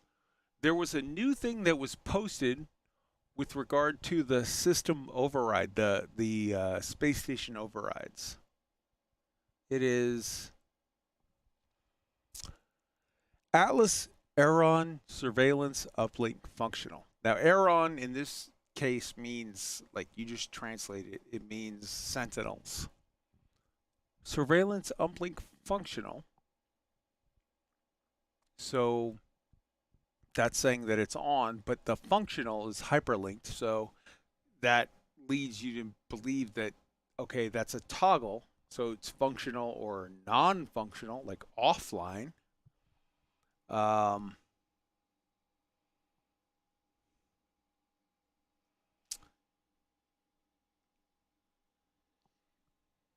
There's been a lot of speculation. Does this mean that you can now, take over a station with regard to from like 3 expeditions ago, there was that override? I think not. I think, me personally, I would suspect that this means that you can, number one, disable the sentinels that scan your ship. And I think that's probably like step 1 or 2 or 3 on among like a step 10, 12, 15 process to fully taking over a space station. I don't think that's coming right away. I think that's coming in time. But it's a process, it's a spectrum. And I think that what Hello Games is going to allow in the long run is for you to own a space station. But they're not going to make it easy. It's going to be several steps to get to that point. Now, obviously, this is speculation. This is taken from a tweet that was made by Captain Steve. There could be several ways where he is misreading this or I am misreading this. So obviously it's up to Hello Games to finally decide like what the specifics of this are going to be. What do you guys think? I think the reading the. I don't think there's an obvious link between station ownership and that line of text. I think there is. I think station ownership is a reasonable jump from the new items and interactions that are in the game from other things. But I don't think that line of text insinuates station ownership. Well, the only reason why I say that is because literally the item that you got from like 3 expeditions ago was station override chip. Yeah, exactly. But would a station have a flight path management?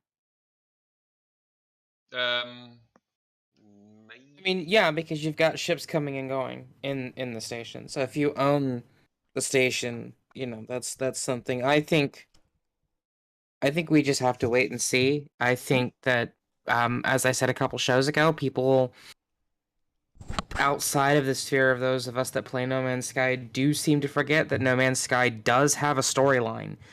and lore, and a lot of that is kind of a FromSoft kind of vibe where it's just sort of built into the world and you have to find it. And considering what we do know of the lore and the storyline with Atlas, etc., the fact that it's now Atlas/Aaron, that throws me off. I'm not used to seeing Atlas/Aaron. So I'm only used to let me just say seeing that Atlas stuff. we have other examples from like already locked in lore.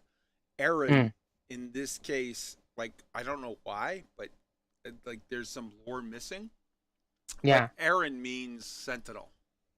So Okay. that's established. It's Okay. it's the name of the race that the Sentinels are. Gotcha. Okay, I didn't know that. But I think it's like, I think something big is coming because the team at Hello Games has shown us that for time and time and time and time again through their actions that tagline, right? Our journey continues. Yep, more is coming.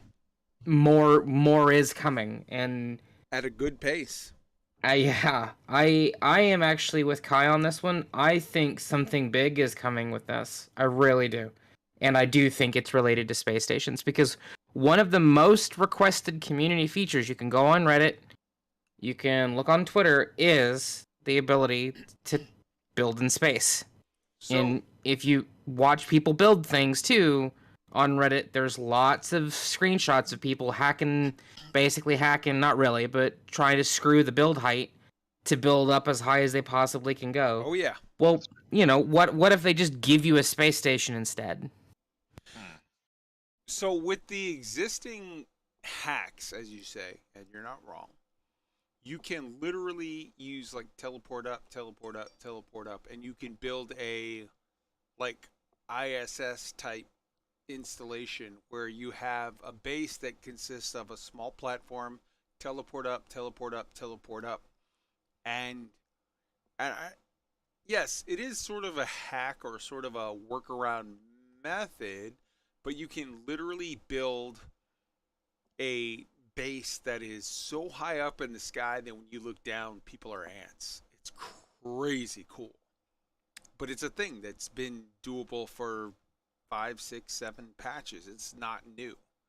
So Rain is absolutely right that there's a workaround where you can build a maybe super like it's somewhere between the ISS and like the from the Marvel series, that whatever Quinjet carrier thing that they have, whatever the hell that thing is. Helicarrier.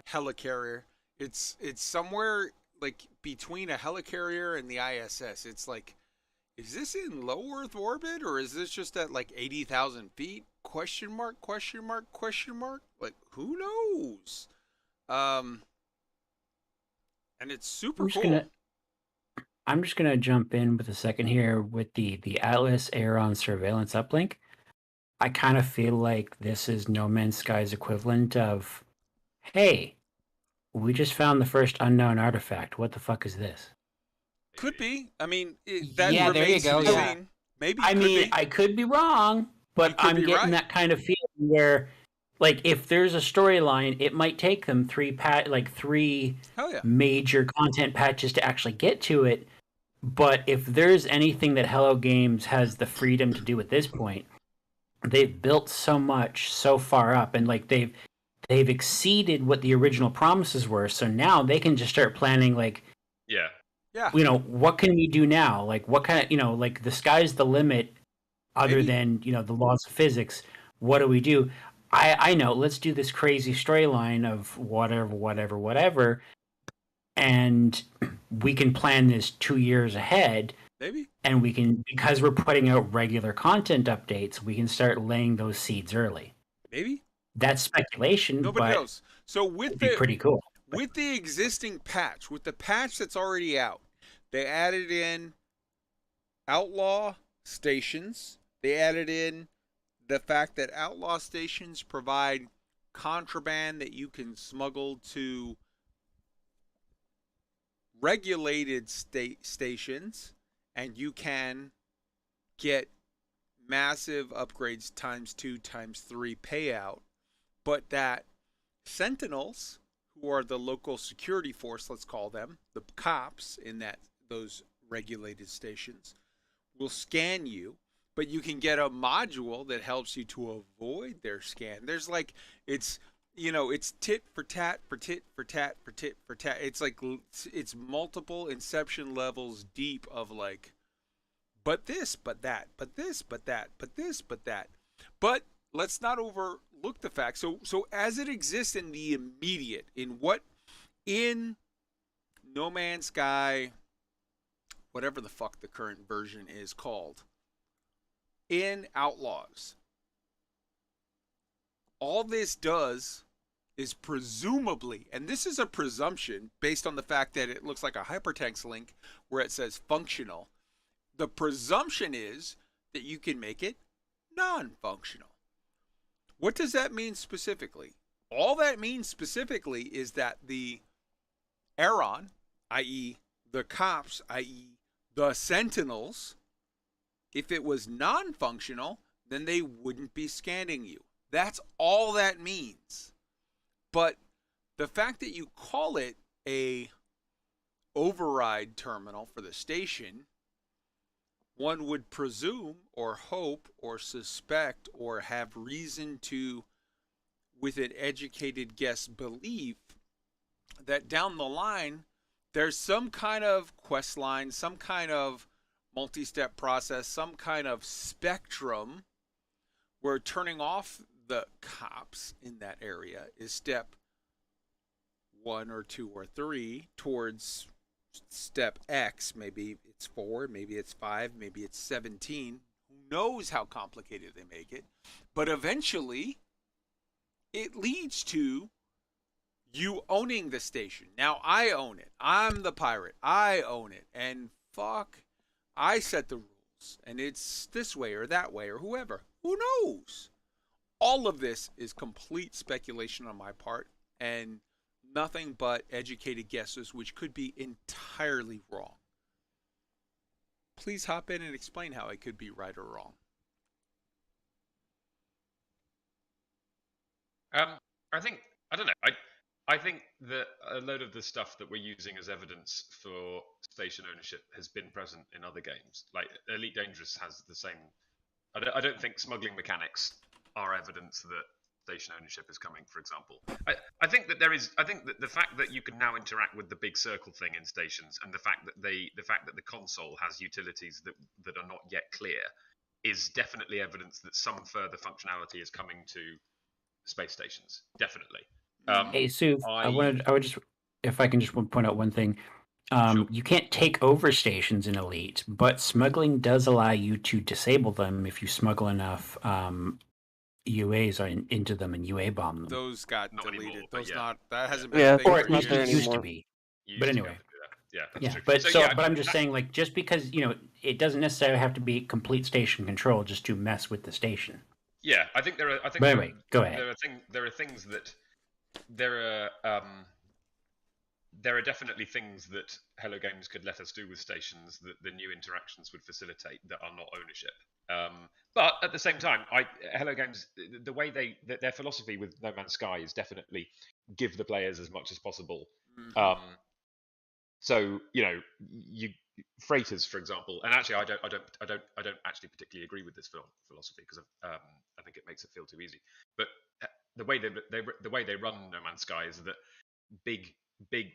It's a power fantasy. Like players are very powerful agents in the No Man's Sky universe. Have a lot of tools, and you get a freighter, which is a giant capital ship, very very early on, which is worth billions. So there's absolutely no reason they wouldn't give players a space station, even potentially quite early on in the narrative. There's no reason for them not to do that. It wouldn't even need to be an end game item. So I suppose what I'm saying is let's be careful to only extrapolate like sort of cautiously, because there's no, let's not assume that things mean things when they don't. But at the same time, there is no reason at all for them not to say, yeah, okay, players can own space stations now. Souv. Yeah.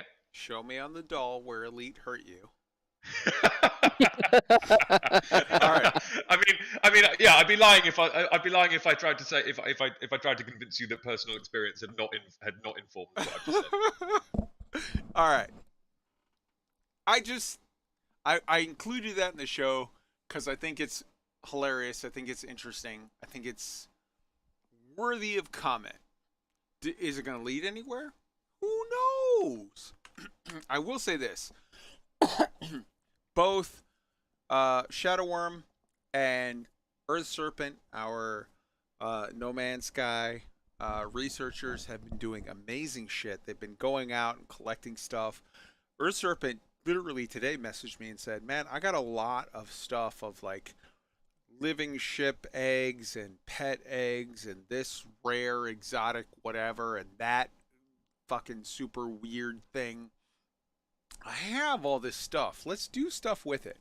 We already have a home system for the Black Sky Legion. If you join the Discord, link is in the chat, in the show notes.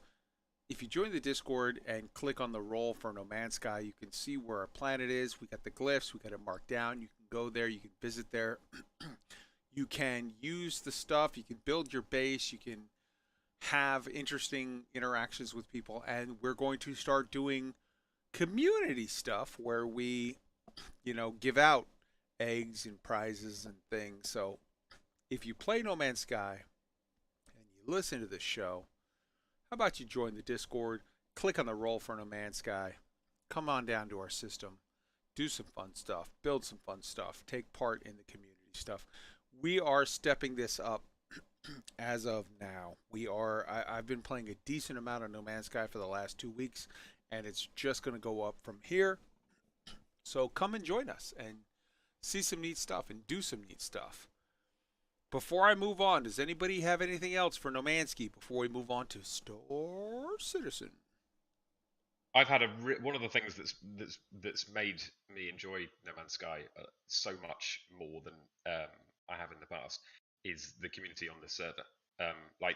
I can't stress enough. If you like space games and you listen to this podcast, come and join the server and hang out. Like it's when I stopped when I dropped out of when I took a break from community stuff back in November, this is the only kind of Elite Dangerous Sphere server I stayed on, basically, apart from the ones that I owned. And it is such a lovely group of people. Like there is people playing all sorts of space games and other. All over the server. There's always somebody in voice. The atmosphere is lovely. The people are really, really lovely. I've made really good friends here. If you play any of the games that we talk about, come and hop on the server and hop in voice and just say hello, because you'll get so much more out of these games than you would otherwise. So 2 things, Sue. First, it seemed. Have you ever seen those like the Olympic high jump people where they like bend and they're like twisting around like a pretzel to just get over that bar and not touch it? Yeah. It seems like that's what you just did to avoid saying the words "lave radio." It was like no, not at all. No. I that's absolutely not like okay. I love like the Lave guys are really good friends of mine, that's absolutely not what I meant. Like, okay, sorry. I left.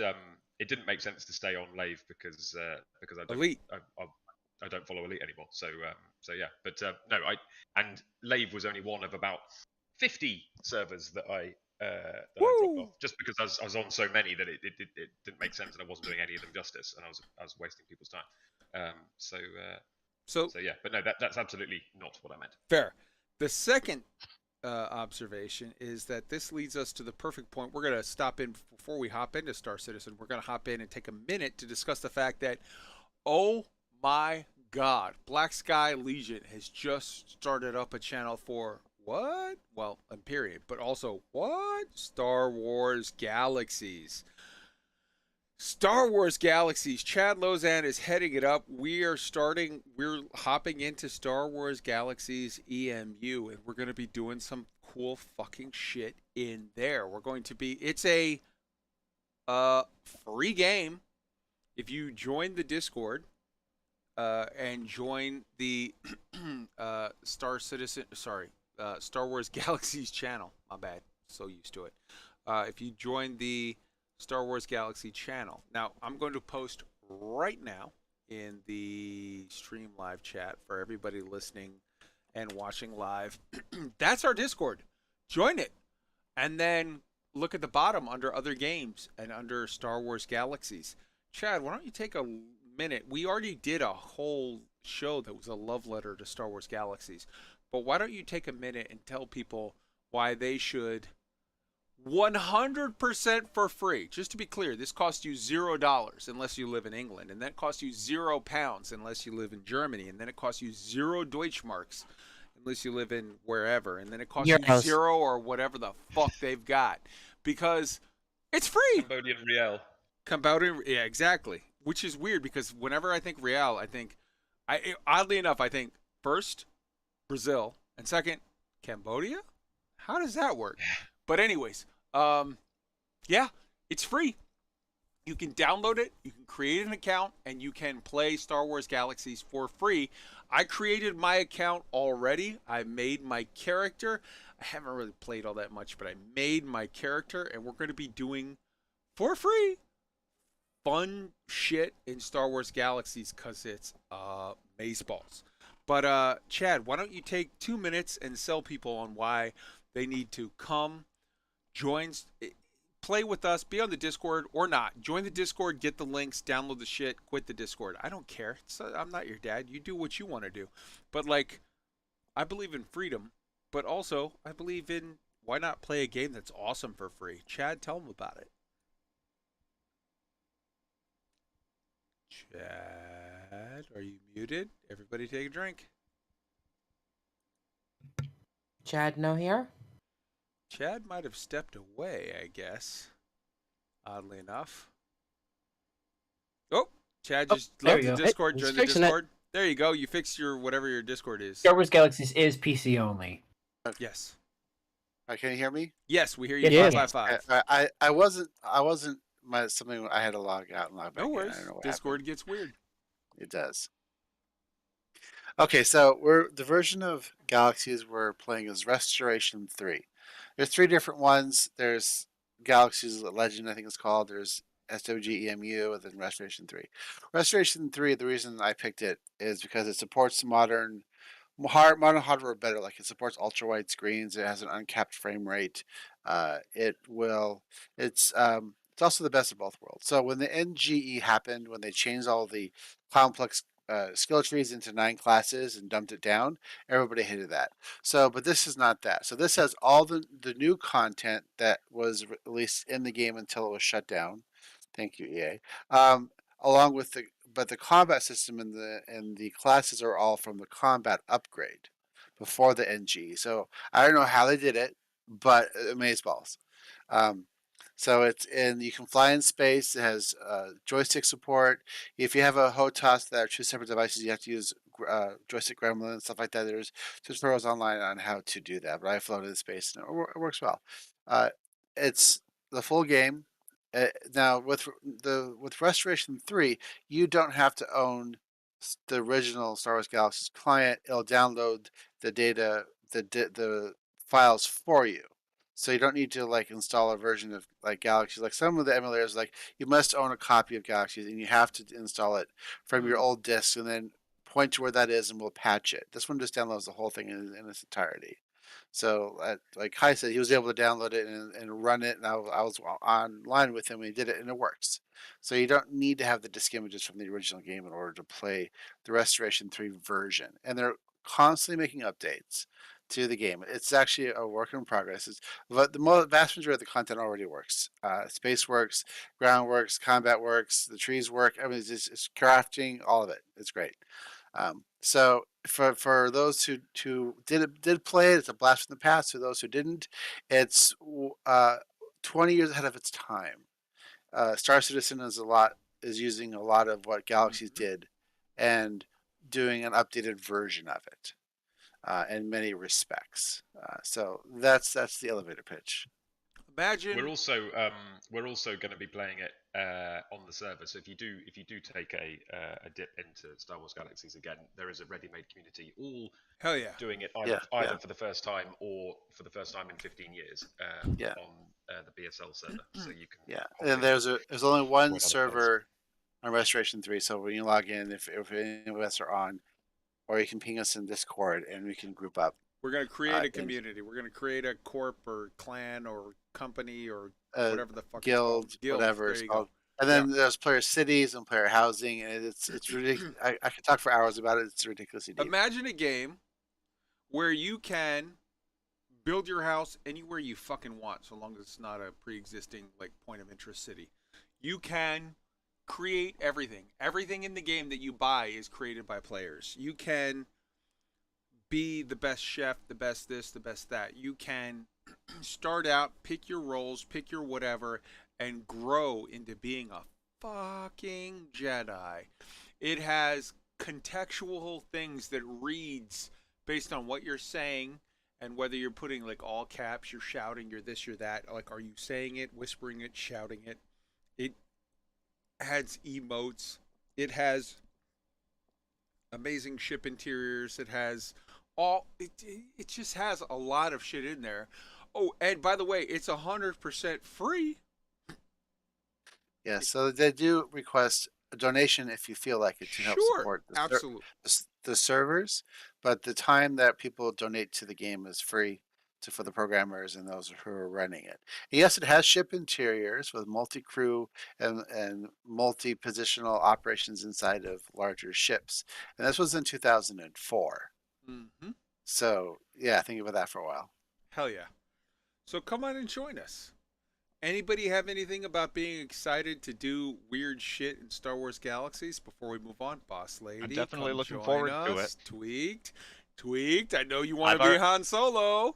I've already got it downloaded and installed. I just got to get the sign-in stuff going and find the time to do it. Yeah, I missed out on this the first time around. I never got to play it because obviously I didn't have a PC. But yeah, built-in community with you guys and everything. I'm in.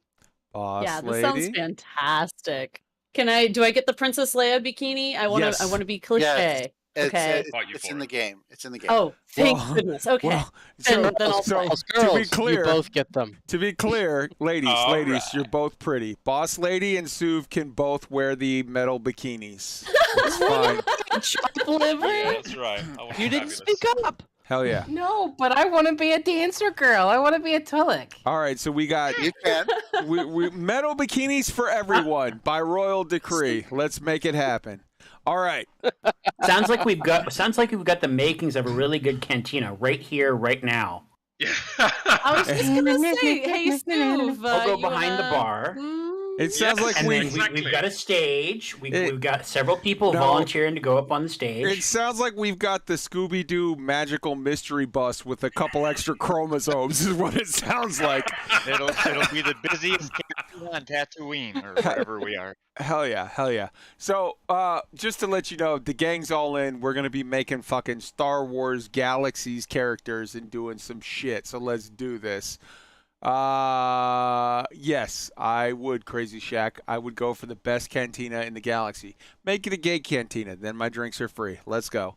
Having said that, let's move on to button. Star Citizen News. Jesus Christ, my brain in the back, it's just screaming. Can I go to bed yet? I've been up for like 20 hours. All right, let's start off with an amazing fucking trailer. You have to see this shit is legit gonna break your brain. Let's go.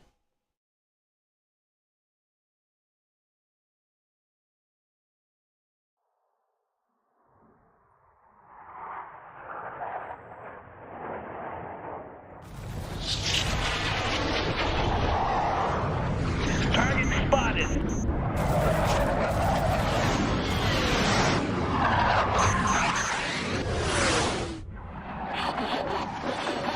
Shuttle 21 to Riesling. Request permission to open fire. Open fire! Open fire!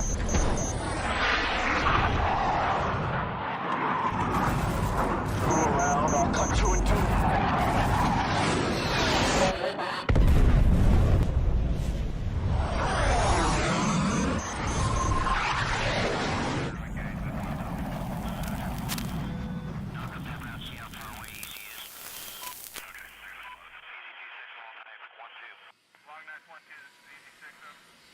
Gentlemen, here's the situation.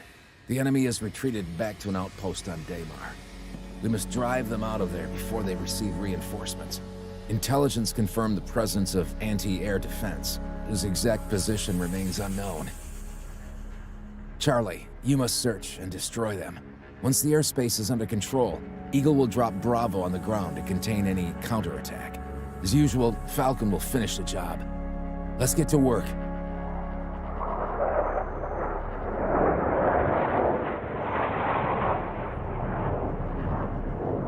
All units proceed to your post assignments. All units proceed to your post assignments.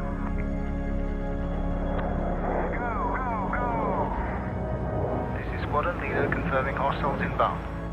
Prepare for battle. He's right beneath you. I'm hit. I'm hit. Bell 7 is hit. It's going down. Drink down. Mayday, mayday. Breaking formation. Going in. I'm on your way, partner. Hold on. We're going down. Hull breached. Everyone hang on.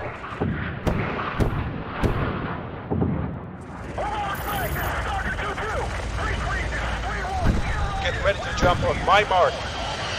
3, 2, 1, mark.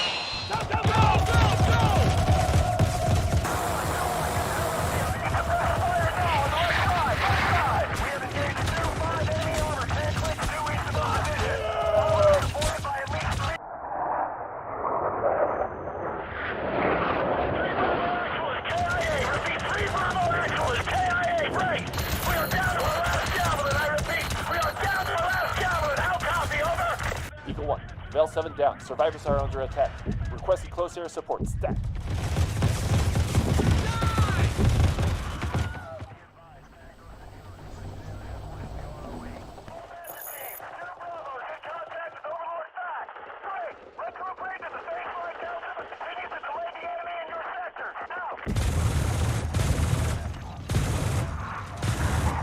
Commander, target has been located. Target engaged!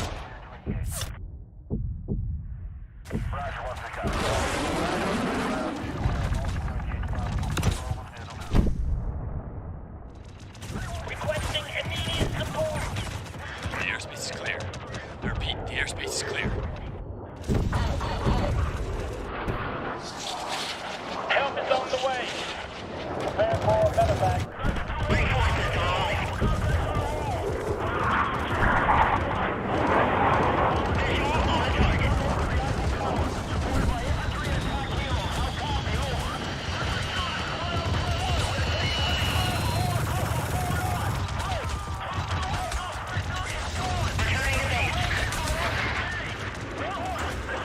Objective completed.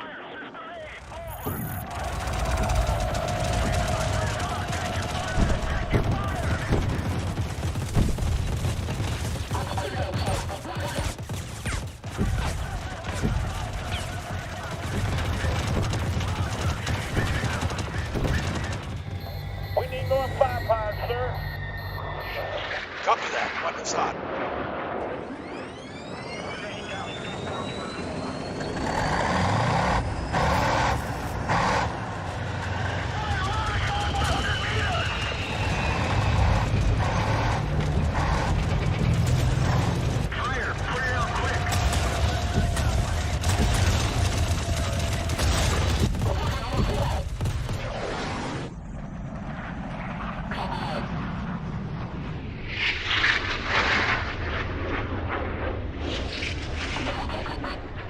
Charlie detected moving southwest, about 50 feet ahead, 50 feet ahead.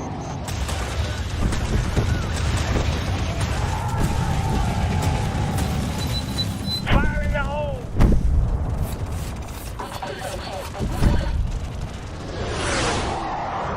Shackle 21 to Riesling, request permission to open fire. Open fire! Open fire! He's got fire! Too close!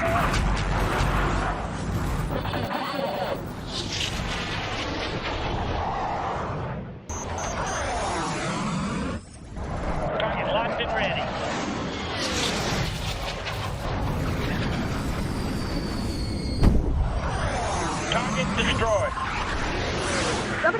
sky. Around, I'll cut you in two.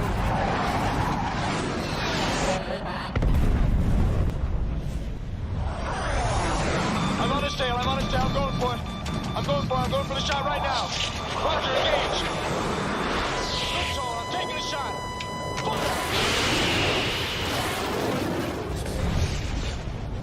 You okay, Seb? I've got a little hairy, huh? Let's go back to base.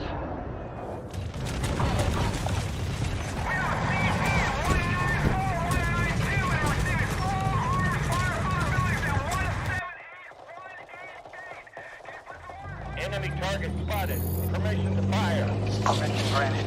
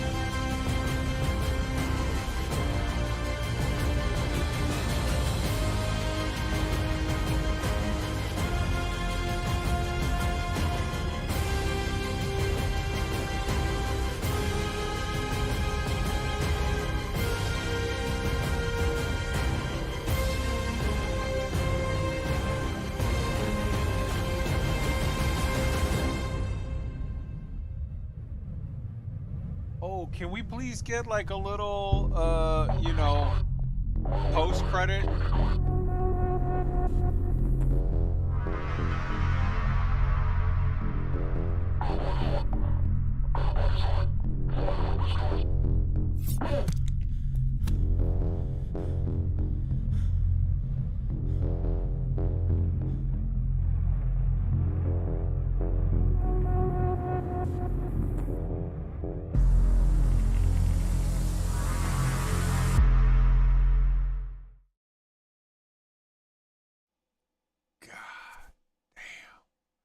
It had everything. It even had the Marvel post-credit.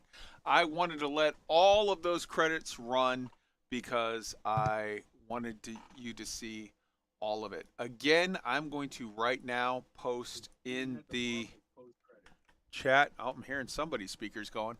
I'm going to post again. That is Wylander, W-A-I-L-A-N-D-E-R. That's his channel. Sandstorm, Star Citizen Machinima. The link is in the live chat. The link will be in the show notes. That was fucking incredible. That was 80 whatever some odd pilots. That was a year's worth of work. That was all done in universe, in game. That's not, you know, Gary's mod. That's not adding stuff. That's not whatever. That's what you can do in Star Citizen. Those tanks exist. Those smaller vehicles exist. Those ships of various types exist. That flight model exists. That flying around with dogfighting in combat and dynamic explosions and all of that exists. Those various weapons all exist. This is not like, aspirational and we fudged it here and we fudged it there. That is what you can do in Star Citizen. Now, I want to call out number one again. Go subscribe to to Citizen Wylander's YouTube channel. You know, buy merch, sub, fucking Patreon him, do whatever you feel is best, but for sure subscribe, for sure click the bell notification. I don't give a shit if you follow this show or not. Listen to it if you like it, and if it pisses you off, don't. But like that guy, the work that they put in, this is just drunk assholes talking. That is art, and it deserves recognition and it deserves respect. So like, go and get in on that shit, and also be ready to see the next one. They did a post-credit fucking Marvel scene. Are you kidding me? What? That shit is legit, and that shit got me so excited. I want to give also a huge shout out again to Chad Lozan from the Star Citizen Research Group, who that thing had been out for like an hour, and he's like, Kai, this is a thing you need to see now. And I saw it and I said, I need this. Get this. Secure me the rights. He is like, this guy's like a French dude. I'll find him. And 20 minutes later was back with a screenshot of a conversation he had with the guy saying, hey, bro, is it cool if we show your thing and promote it and whatever? We'll give you links. We'll let the credits play. We'll give you full credit. We're not trying to take credit for your stuff. We're going to promote you, but like we want to put it on the show. And the guy was like, my English, not so good, but yes, you can do. Thank you. So huge salute and respect to Wylander, Wailander. Go get his YouTube. But also huge salute to Chad Lozan for locking that shit down in a miraculous time frame. So let's go around let's start at the top. Boss Lady, what do you think of that video? Holy moly. I have to say my content creator brain was just like it stopped at least twice. I was just like, how? Oh, to get that shot, like to coordinate. And then I just was like, just enjoy it. It was fantastic. The precision of the video editing and putting it together and the sound in the background. I mean, it was just freaking fantastic. It was amazing. Hell yeah. I'm skipping you, Chad. We're getting you last. Wolf, what do you think? My eyes are stuck wide open. And like I had to pick my jaw up a couple times watching this. Hell yeah. The last time I saw anything like this with the coordinated fly in, scale a battle, drop everyone off on the ground, have armor, move up in a column. Like the last time I did anything like that in a video game, let alone seen a full cinematic of it done in game at all, was back in the days of the original PlanetSide and 100-man battles. Yeah. So my job in PlanetSide was to fly the galaxy in to drop off commandos to do stuff while I had a couple of guys flying around doing close air support and trying to keep my ass alive and then getting their basically C-130 out of there. I so want to fly the ships and drop people off and do things that scratches an itch that has not been scratched in a very long time. Well, good thing to know. You can do that right now in Star Citizen 317. And we got a little update for you with regard to exactly where it's at in 317, as in 317.1 just dropped while we were doing the show. But let's fucking go. ELIX, what do you think? I mean, like, what is there to say other than holy shit?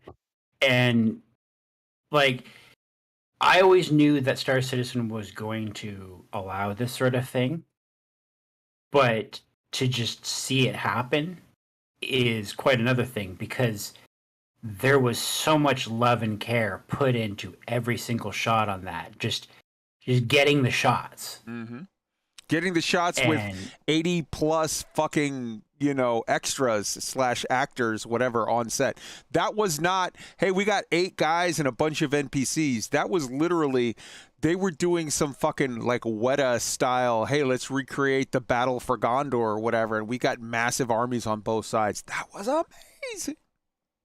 And from what it looks like, they basically were doing it on live servers. Yep. Now, they were probably loading up with 50 players and taking over their own server, so they weren't having randos show up and, doing bounty hunting missions and activating all sorts of other stuff, but they were still doing them on live servers. Amazeballs. So, like, that sort of thing, the entire battle as a cinematic, it was clearly staged. Not all of that was happening at exactly the same time, but individually, every single part of that is possible. Hell yeah. And it shouldn't be that long before the entire battle could actually happen, something like that. You know, obviously not quite so dramatized with the server meshing and everything. Rain, what do you think? Well, as a PlanetSide and Arma player, holy shit. 97 pilots, one movie from 312 to 317. I've posted a link to the Reddit post, which has gotten every award you can give a post on Reddit. CIG devs have responded to the Reddit post that they've seen it and they're blown away by it. There's some blooper reels that have already been linked. Like, this is... real quick, if people will entertain me, one of the most amazing experiences I ever had in PlanetSide 2, I played with the 666 Devil Dogs, the 666, new conglomerate, all the fucking way, baby. And one of the most amazing experiences was me and a couple platoons. We were on a hill, and we were pushing this hill to push an outpost, and it was just infantry. We had no air cover, we had no armor, and I remember that fight taking like 30 to 40 minutes, and we're getting our butts kicked. And then literally there's tank rounds going off over my head, and aircraft flying overhead, and Terran tanks are blowing up, and we roll off the hill just like, dozens and dozens of infantry with tanks and stuff just like that. Only 2 other games have ever come close to that scale, and that's PlanetSide 2 and Arma, and that is the most fantastic thing. And like Kai said, barring some embellishments like the Top Gun, noise of Roger Engage, Fox 2, right, with Iceman. All that's real. It exists. We do that in Skunkworks, by the way. Come join us and hang out. Come hang out in BSL as well. That's the most fantastic machinima I've seen for Star Citizen in a very long time. That was amazing. Hell yeah. Souv, what do you think? I can't add anything that these guys haven't already said. It's all possible. It's a good.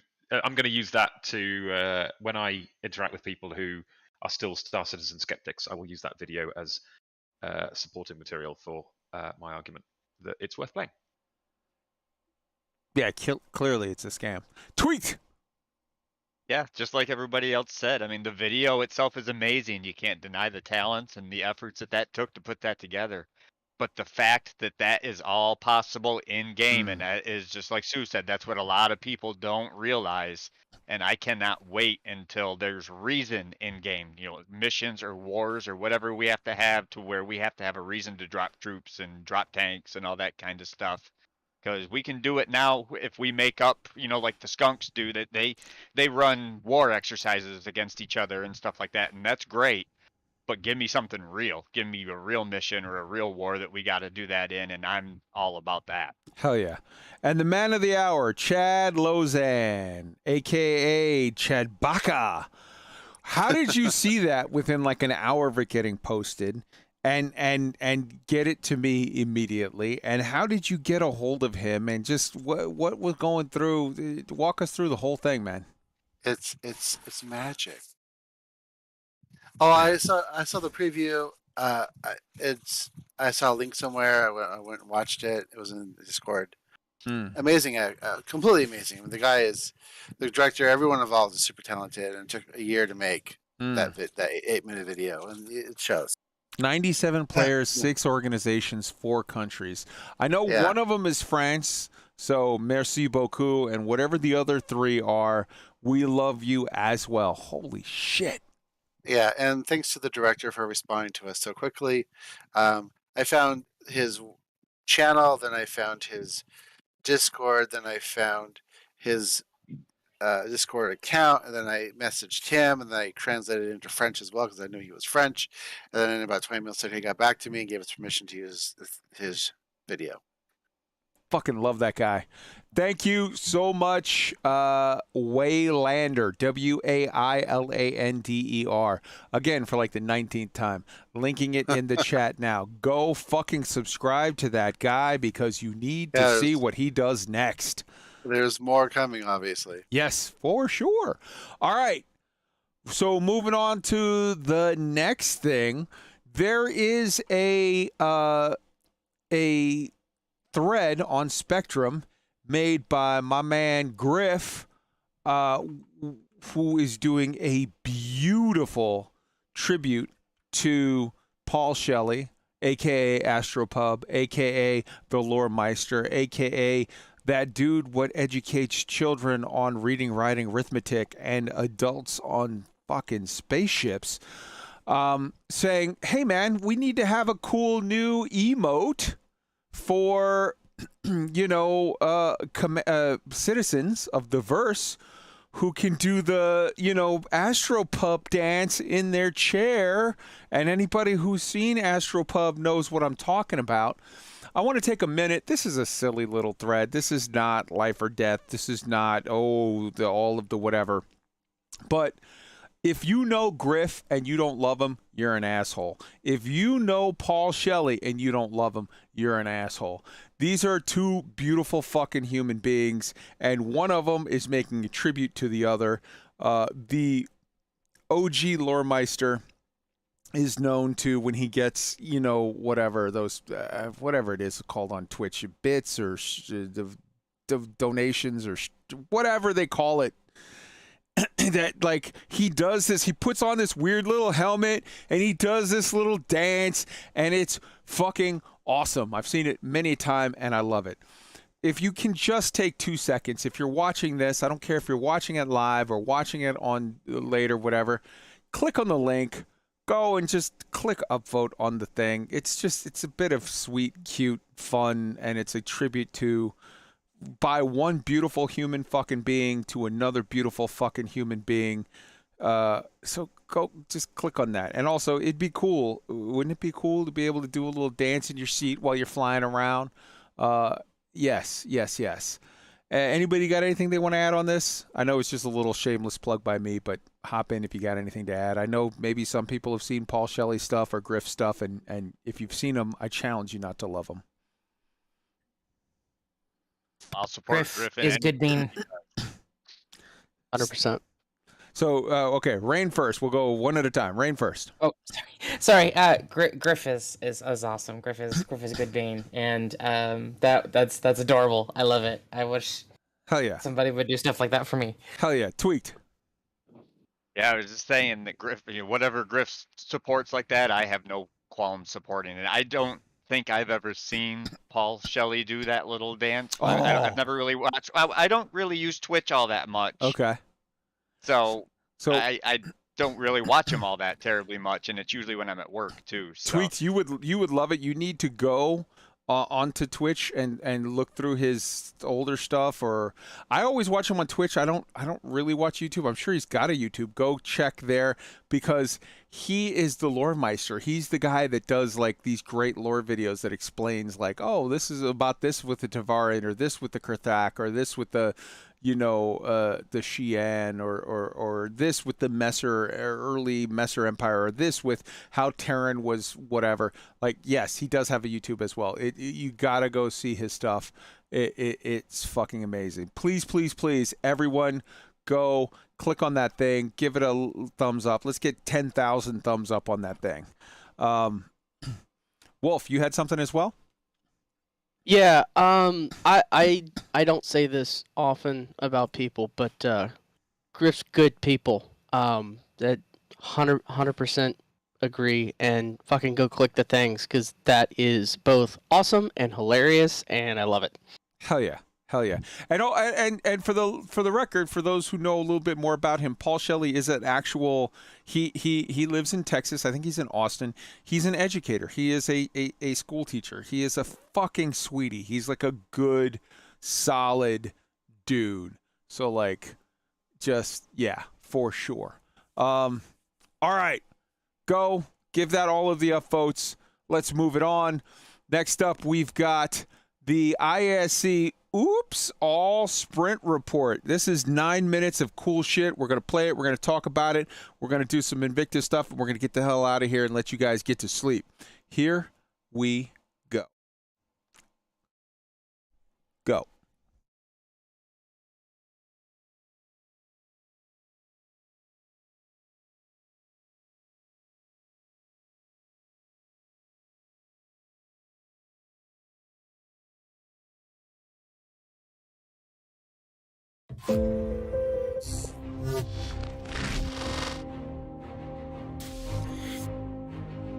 We're here, it's cold, it might start raining, and this is an all sprint report episode, so let's get to it. Last sprint report, we showed some of the earliest work the AI team was doing to make the landings of AI pilots more realistic and natural, and less, direct and unvaried. So let's check in again this week on more of their continued, still work in progress. You can see here a focus on new, safe procedural spline generation, which uses an iterative process to apply repulsive and spring forces to each control point based on the various sign distance fields in the area. The white line seen here is the original direct flight path, and the cyan is what's being generated automatically by this new AI process. This new tech is essential in allowing designers to add NPC reinforcements to a variety of mission locations where spawn closets might be too conspicuous or otherwise unavailable. And it should add an exciting element of added danger and variation to missions throughout the persistent universe, enabling new mission types and alternate outcomes to existing ones when player action or inaction can cause a good situation to go bad or an already intense one to get even worse. And beyond just AI reinforcements to the situation, these kinds of NPC landings and takeoffs are an exciting step forward in building a more immersive universe with ship traffic coming and going from the various landing zones, points of interest, space stations, and beyond. It's been on the wish list for a while, and it's exciting to me to see this tech beginning to realize its full potential. And in additional AI immersion news, work is also being done to randomize non-hero NPC movement speeds, which you can see here. Just another way the team is working to create a believable environment of characters in Squadron 42 and the persistent universe. That one in the middle looks based on me. We've also got an update on AI collision avoidance tech we showed before, making AI even more polite by now being able to detect conversations going on between players and characters and avoid passing between them, which is nice. And then there's this new AI interaction that doesn't really need to be explained, does it? So yum, so wow. Switching over to PU characters for a bit, the team continues to concept out additional looks for their Frontier clothing line, pushing for greater variety while still maintaining a recognizable theme throughout. These paper doll displays were made with a focus on utility and a read for survival out in the wilderness. And you can see here variants for more extreme environments with these potential cold weather options. We also have this look at some non-hero assets being explored for minor NPCs and the like, with the addition of overalls, vests, and something I think we could use a little bit more of in the persistent universe, and in real life in general, ponchos. Yeah, let's roll with some more ponchos. Of course, this is your regular reminder that concepts are an exploration of ideas, and showing them is not an acknowledgement or commitment that any of these will arrive in-game. We create these to discover the things that we like and don't like. Also, Ian is really good at FPS combat. That doesn't really apply to anything, he just wants more folks to know. Members of the Planet Content and EU Sandbox teams recently started a sprint exploring new cave archetypes and entrances beyond the rocky ones that we currently have, as you can see here with this early gray box look at a sand type of cave currently being explored. And now that we've got our first river on Microtech, work's begun on building out a new library of underwater flora, as you can see here with these river weeds. River weeds. That's what they're called, right? And then, before we head into Invictus launch week next week, let's take a look at a vehicle you already know about currently in production and check in with the popular Corsair, first ship from Drake Interplanetary being taken to our current gold standard. This is the mess hall, which includes a slight change from concept to improve player traversal. Originally, the entrance lift came up between two turrets, but in white box testing, that caused a noticeable traffic jam, especially during intense situations. The entrance lift now comes up in a sealed cubby off of the mess hall and allows for improved traversal throughout the remainder of the ship. But the real hotness is in the cockpit, with a look at these dashboards currently making their way through final art phase. Just, wow. I really want to push every button. And finally, before we let you go, a little tease of something we'll be discussing more as it gets closer to release: changes to ground vehicle physics that are currently being tested, iterated on, passed out to vehicle designers for feedback, tested again, iterated again, passed on again, etc., etc., etc. What you see on the left is the current arcade-style movement found in the persistent universe today. And on the right, a more physically based movement system we're calling internally physical movement. Because I know, we're really good at naming things. The goal of adopting a more physically based movement system will be obvious. We want our vehicles to behave more like we'd expect them to, and that means getting a more natural vehicle response from the environment without the gliding that's currently caused by the arcade simulation on the left. This physics work would also extend to going up enormous hills. Like you can see on the left with arcade, you can currently stop and maintain traction, which is neat for looking at sunsets, sure, but in a physically based system, you'll need to consider the speed, momentum, and the actual path you take just a little more carefully. This change is also going to affect the way ground vehicles do just about everything, including fall tremendous distances as well. You can see on the left here, the arcade model, it tends to correct the Ursa the entire way down, but the physically based model is a bit less forgiving.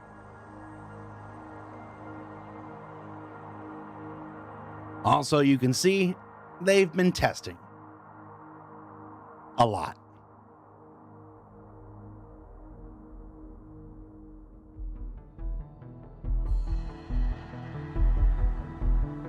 And I know I said finally for the physics thing, but maybe we can squeeze one more teaser in this week, huh? What's this? This is something we're definitely going to be learning more about as we get closer to its release.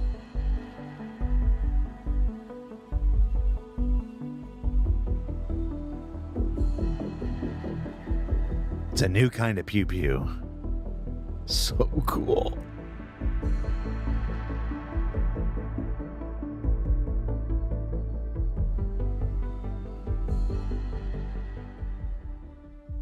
So what did we learn this week? Well, we learned that AI content, feature, and tech teams continue to make strides that will not only make the Persistent Universe more immersive, but unlock new opportunities for mission designers when reinforcements come online. That features, old and new, like caves and rivers respectively, continue to be iterated on and improved. And say what you will about Drake, their dashboards are just so tactile. Now, don't forget that Invictus launch week begins next week, and over the next 2 weeks, we'll be right back here learning more about all the new vehicles making their debut at this year's event. For Inside Star Citizen, I'm Jared Huckabee. This is the new Manchester office still under construction, and we'll see you all here next week. Oh, hell yes. I have time for that. So, wow. I guess we should start right off the bat with the fact that, oh my God, that video was good. There was a lot of stuff there that I really, really liked. Should I? I'm beating around the bush because I'm actually inputting a thing right now. But let me go around and ask the cast what they thought of that all sprint report. Why don't we start with Boss Lady and work our way down? Go for it while I get this asset ready. All right. Well, I mean, I'm excited about all the different features. This, especially coming from the Elite Dangerous world over to the Star Citizen world, and just seeing how this is presented, some of the stuff behind it. I mean, it's like candy or catnip. I'm just like, oh, that's so cool to see the old flight model of the AI landing versus the new one they're working on, the side by side of the arcade driving versus the new physics-based driving. And I love when it sticks on the hill, because basically the feeling that I'm getting and that we should have when we're driving around on a planet is off-roading. And I love off-roading IRL. So like that scene where they go up the hill, they start backsliding, and then there's a little slip to the side, and I was like, oh yeah, that's great. So I'm excited to see all the different pieces. When they were doing the pew pew, I was like, are they boring a hole through the side of the ship? Is that even a possible thing right now in Star Citizen? Is that going to be a possible thing? Anyway, it's fantastic. So for those of you that are catching the live stream and got the little graphic that I just put up, this is 890 Jump Crew watching me draw a penis on the side of their ship with my vulture. That was the very first thing that occurred to me when they showed that hull stripping bit to get to the whatever. And I'm 12. I could not help myself. So now you get to see it. Wow. Yeah, all joking aside, like legitimately, that aspect of it, the whole stripping to get to the components. If you notice, there were some components that were already like had the proper contrast, and that was some bits. They were highlighted. There were some bits where the actual components that you would use, that you would actually take apart and actually use, go all the way up to the external of the ship, whereas the rest of it was underneath the hull. So you had to first hull strip it to get access to the stuff that you're going to want to use, and then use it. Everybody enjoy this lovely meme for just a moment of penises on the side of ship, and then I'm gonna put the sound down on it, and we're gonna play the thing again for people to just asset 11. There we go. Let me just turn the sound down, and people can, while we discuss this, people can enjoy the background video. All right. So next up in the chat, we've got Chad. What did you think of what tickled your fancy from this sprint report? Everything. Yeah. Okay. The hull stripping that's coming out in 3.18, which is about 3 months. Hell yeah. I like the physicalized driving. Mm-hmm. Because right now it's really janky, and you can stick on the side of a hill, and it's So that would be great when they do now with the NPCs landing. That is when they're going to have it so that NPCs can be on the surface of a planet, which they're also working on at the same time. And hopefully it'll all come together, so we'll have missions not inside of bunkers, but in whole areas against NPC fleets versus, for PvE content. Can I point out, right here you're seeing on the screen, they're like, yeah, the NPCs are going to land better. They're going to like fly in a smoother flight approach. And then they're like, fuck landing on the pad. I can land 4 feet from the door and just like skip it. I could be lazy. Like that as a player, so. Holy shit. All right. Anything else from this one before we move on to Wolf, Chad? It's just all good. I mean, it's all work in development. It's iteration after iteration after iteration, which is CIG's whole thing, right? Make it work, make it then make it pretty. And with these things, they made it work, but now they're going to make it pretty. They're going to make it more functional and more realistic instead of just like doing a 45-degree angle right to the ground. Fair enough. Wolf. So with the ships on approach and departure following, it looks at the terrain, it looks at whatever it's around, it does its thing. my biggest that I see when it comes to it's an AI pilot doing a thing, and it's in all games. It's like they're always on rails. They always do the same thing. There's no dynamicism to it whatsoever. That's gonna make it look like there's an actual experienced human pilot doing that, which is just chef's kiss. That's just fantastic. It looks good. It's gonna feel better. Hell yeah. For the driving part, watching the two side by side, the only thought I had was, I'm gonna go drive stuff around like my buddy's Jeep that he's trying to get rid of by driving it into trees. Like, I'm gonna be an absolute lunatic, and it looks like it's gonna be just hilariously rewarding. Drive it like you stole it. Oh, absolutely. And the hull stripping, like, the first thing that popped in my head was Captain Jack Sparrow's "Stop blowing holes in my ship." Okay. That's gonna be hilarious too. All right. ELIX. Yeah. So, I saw the whole like improved landings and stuff like that. I'm like, all right, that looks pretty sweet. You know, like it's really important. But for me, it's just gonna be one of those things where I sort of expect that to be what's gonna happen, and just was gonna fade into the background. But then watching the footage, and especially since it's brought up here. The fact that the AI is just like, fuck the landing pad, I'm landing right in front of the door, I'm a cutlass, screw you. I'm like, you know, that there was a time when SIG said, like, no, we're gonna try to make the AI look indistinguishable from players. And everybody went, yeah, of course, how's that gonna happen? Now I'm convinced that might actually happen. Like, if this is representative of what the AI is gonna be like, where like Cutlass AI pilots just don't give a shit, and they'll just land right next to you. I'm in. Fair enough. Now I want those caves. The concept art cave. I mean, it's look dev, so it's not going to look exactly like this in the final game if they actually bring this into the game. I'm pretty confident that, but I need this. This just looks so good. Like, there's lots of shadow. This looks like a place where you're actually going to be sneaking through, and then occasionally sniping guys off of like tall pillars and stuff. Hell yeah! The Drake Corsair, I don't have one, but I'm the fact that it's going further along and it's going to be going to the gold standard. The cockpit looks great. Like that's exactly what I expected of Drake. For me, though, the big things were the ground vehicles, because I am a proud Tumbrel Cyclone owner. I bought a Cyclone RN when the concept came up, and my opinion is, if you don't drive it like a maniac, are you actually alive, or are you simply existing? Fair enough. And this is just going to enable that so much more. I'm gonna have so much fun with this.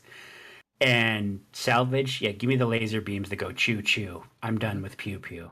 Nice. I want to eat that up. But yeah, anyway, I'm good. Beautiful. I'm excited. Rain.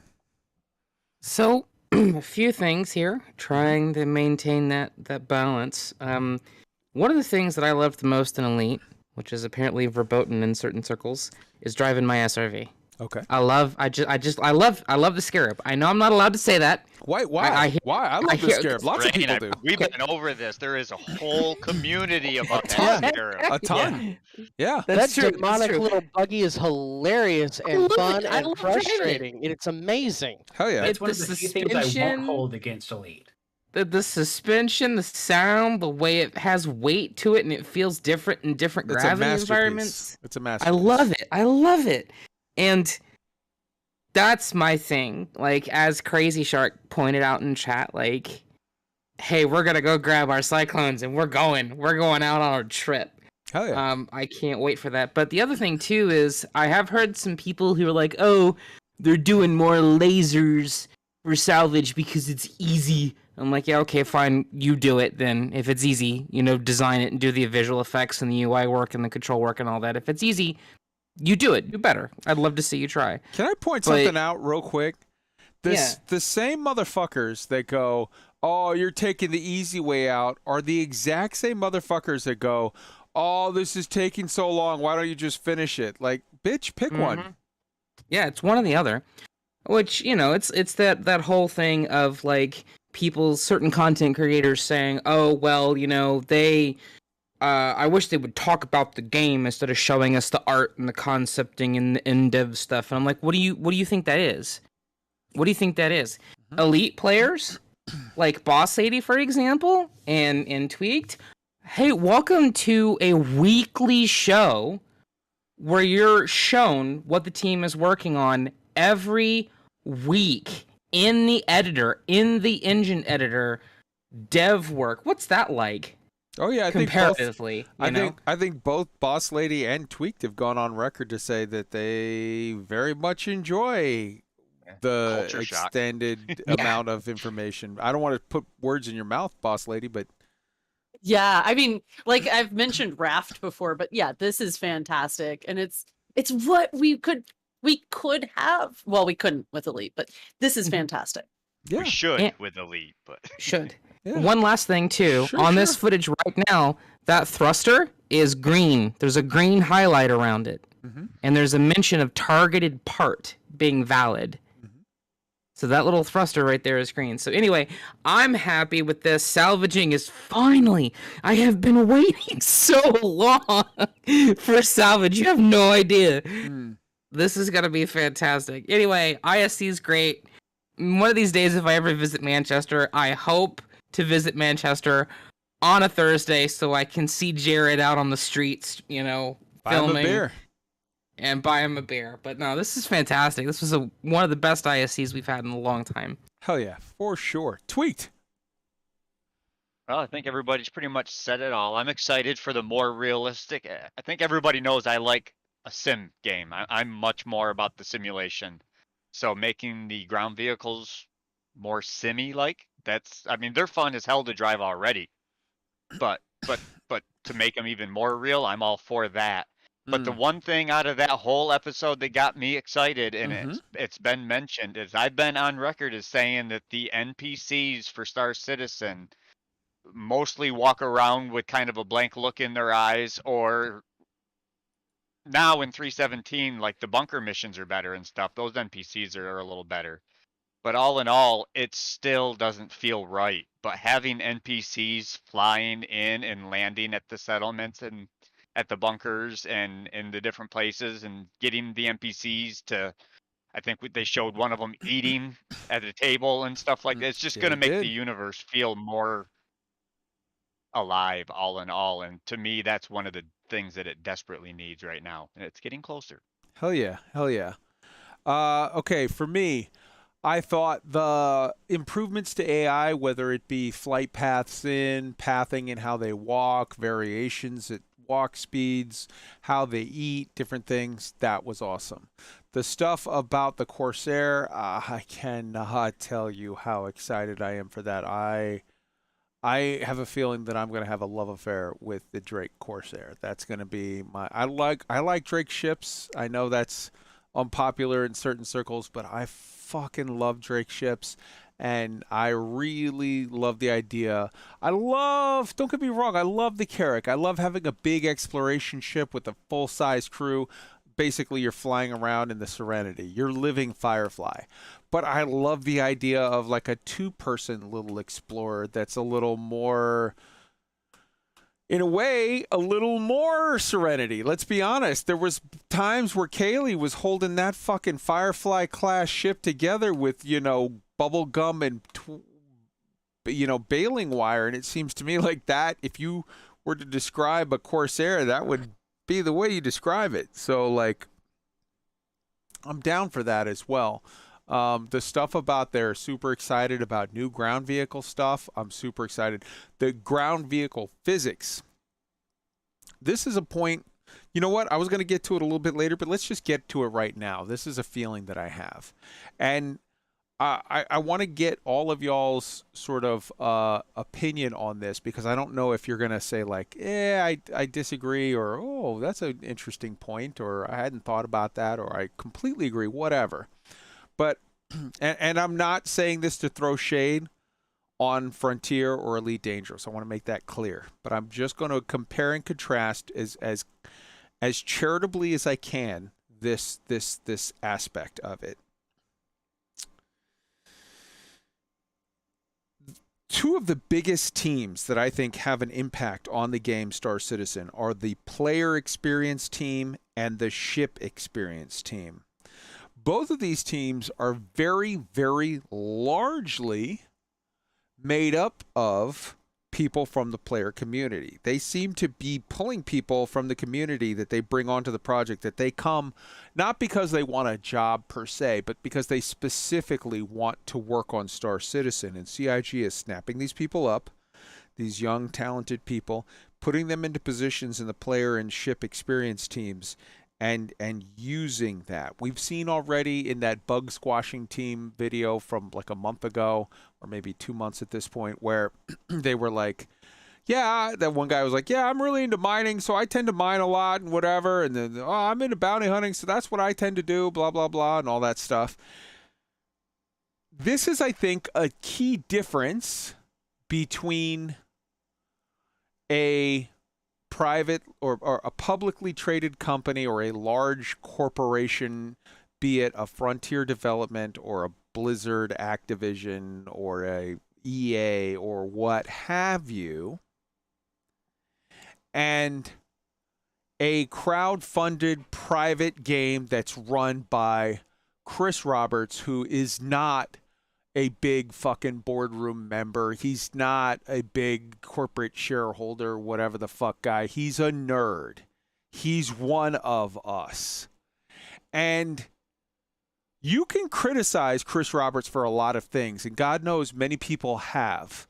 But one thing that you hear over and over and over from people that work at CIG or worked at CIG and no longer do, Chris is all about like letting people follow their passions, letting people dig into the minutia, get into weird things, work on the things that they love, work on the things that inspire and give them passion. And when you get a company that's run by a nerd, and he allows the people to follow their passions, the artists to do their art in the way that sort of they want to. Now, yes, he's a perfectionist and he sits over it all and makes sure that it passes his standards, but he allows people the rope to sort of run with and do things that it's not like, you know, you're going to do this and you're going to do it in this time frame and this is going to meet these 4 criterias and then you're moving on to that. It's more like, hey man, make this awesome and don't come back to me until you have. And when you do, I'm going to fucking challenge you. You're going to have to do a doctoral thesis and defend why your way of doing this is cool. You end up with a situation that's very, very different than other projects. And the example, look on your screen right now. Anyone who's played Star Citizen and has driven around in a Rock or an Umbrel or Tumbrel or Ursa or whatever knows that the way Star Citizen driving works right now is plenty good. It's quote-unquote good enough. Now, I'm not talking about good enough for, you know, Gran Turismo or Forza or whatever. Not a dedicated race game, but for a spaceship game that also happens to have some vehicles on the side, it's fucking good enough. If you're trying to compare it against... I'll say this, Elite actually does have a phenomenal driving model, but in a lot of other games, you know, if you're comparing it against No Man's Sky, if you're comparing it against maybe something, I haven't done much driving in Empyrean, but I suspect that a lot of these other games that are mostly built around the spaceship experience or whatever, and the ground vehicles are an add-on, the driving that you do in Star Citizen right now is already good enough. But it's not good enough for that crazy fucking genius who's working on it, who's like, no, man, I want more physics, whatever. I want shit to tumble a certain way. I want it to feel like it has weight. I want it to... That guy is following his passion, and Chris is allowing that to happen. Now, is this good for all of your projects? No. God, no. You don't want most of your games to be Star Citizen. Star Citizen is over budget, over time, misses every deadline, is in so many ways a project that would have fucking infuriate you if every game that you had was like this, because you would never get to play shit. Everything would be on hold. But when you live in a world where you have 1,000 game options on Steam, easy, lickety-split, click it and get it, it's nice to have one thing that's separate, that's different, that's not like the others. One thing that's crazy stupid over budget, crazy stupid over time, crazy stupid over complicated, over this, over that, and is amazing, is a 1 in a million, is not like everything else that you play, but is this one perfect, messy, complicated, fucking exasperating, but genius product that is worth your love and affection, is worth your time, is worth you saying, this is unlike everything else. I think when you have shit that's run by the bean counters and has to be done on a set time, on a set schedule, on a set budget, under set terms, you end up with a development company who does stuff like says, who even wants ship interiors? That's fucking a hassle. That's hard. That's whatever. And you end up with a lot of friction between what the players want and what the company wants to give you. Now, you can bag on Chris Roberts all you want. You can bag on the CIG as a development company for a dozen different reasons, and some of which would make you an asshole, and some of which you would have an absolutely valid point. But I don't think there's anyone out there that can say, with regard to CIG and Chris Roberts, that they don't really want to give you a completely pure product without compromise. They're going the extra mile. And for me, personally, I make room in my life for this one super beautiful, complicated mess. That's me. What do you guys think? That's a scam. Exactly. For better or for worse, Chris Roberts does not say that's good enough. No compromises was always sort of the intention. You know, it's the thing, like I've talked about before, people asking me, like, why are you still here 9 years later? And it's because, well, you know, these people care and they've tried. And I actually think, when you think about it, this game is nearing $500 million to produce over 10 years, which, if you were to spread it out evenly, is only $50 million a year. Frontier's making $98 million a year. No one seems to care about that. Pretty sure that's about what Red Dead cost too. Yeah, no, Red Dead cost, I think it was like $200 million to make, and like $200 or $300 million in like advertising. So like almost the cost of the game to make in advertising. A lot of years to make, yeah. Yeah. So, well, you know, and of course Starfield just got delayed. Bethesda's been working on Starfield since, I don't know, 5-6 years now. 2018. 2018, yeah. So well, that's when they actually that's like, when they announced the trademark was registered in like 2013. So I think they've been working on it longer than that. Well, they announced it in 2018. You're right, though. Who knows how long they were working on it before? I mean, in fairness, Elite is literally in the Guinness Book of World Records because Elite Dangerous, according to what Frontier officially stated, they began development on it in 1992. Who knows? But yeah. Well, nope. The actual record is it's in 1997. For the record is longest. It's longest development period for a space sim video game or something like that, and it's 17 years, counting the very first time they talked about Elite 4 as being in development in 1997, and they were going to show something in 1998. And then what we eventually got was Elite Dangerous in 2014. So, Boss Lady, what do you... go ahead, Rain. No, sorry. Go ahead, Boss Lady. No. Please continue, Rain. I think, the reason I'm so willing to be okay with this is because I've worked on projects that, time and time again, I wish that I could get people to understand. The last project I worked on, Grumpy Witch, had 8 devs. 8 devs. And this was a 2.5D side-scrolling game. It's on Steam. You can't buy it right now because it failed to launch. But 8 devs, and it was a $3.5 million project that took us 4 years, and it still failed to launch. That was a little indie game with me and 7 other people, barely making $25,000 to $30,000 a year to put out a little indie game. And so, people just...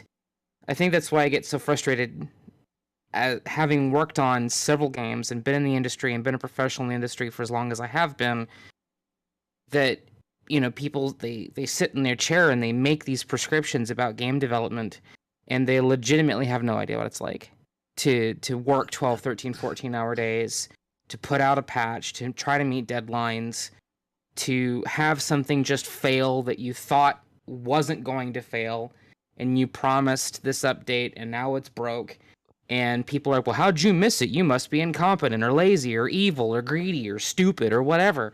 And it's just so incredibly frustrating, because 90% of the time, the people making these prescriptions, they just have no idea what the hell they're talking about. And this project is the project that is standing up to the industry and saying, no compromises, it will take as long as it needs to take, and we're going to build this vision.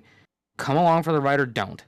As what's the guy, right? In the little, subscribe if you want, who fucking cares? Play Star Citizen if you want. If not, who fucking cares, right? That's the whole idea. Good point. Boss Lady, what do you think?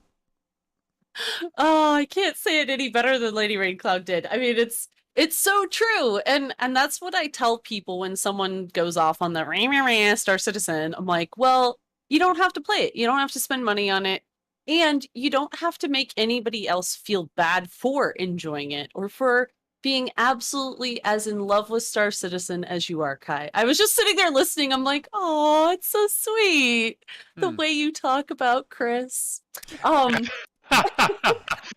hope to find somebody who talks about me the way that Kai talks about Chris Roberts. I mean, I just say, as a fellow gay, usually when someone says I'm not gay, but, usually the but, I mean, we kind of got to start asking some questions. That's what I'm going to say. I love you, Kai.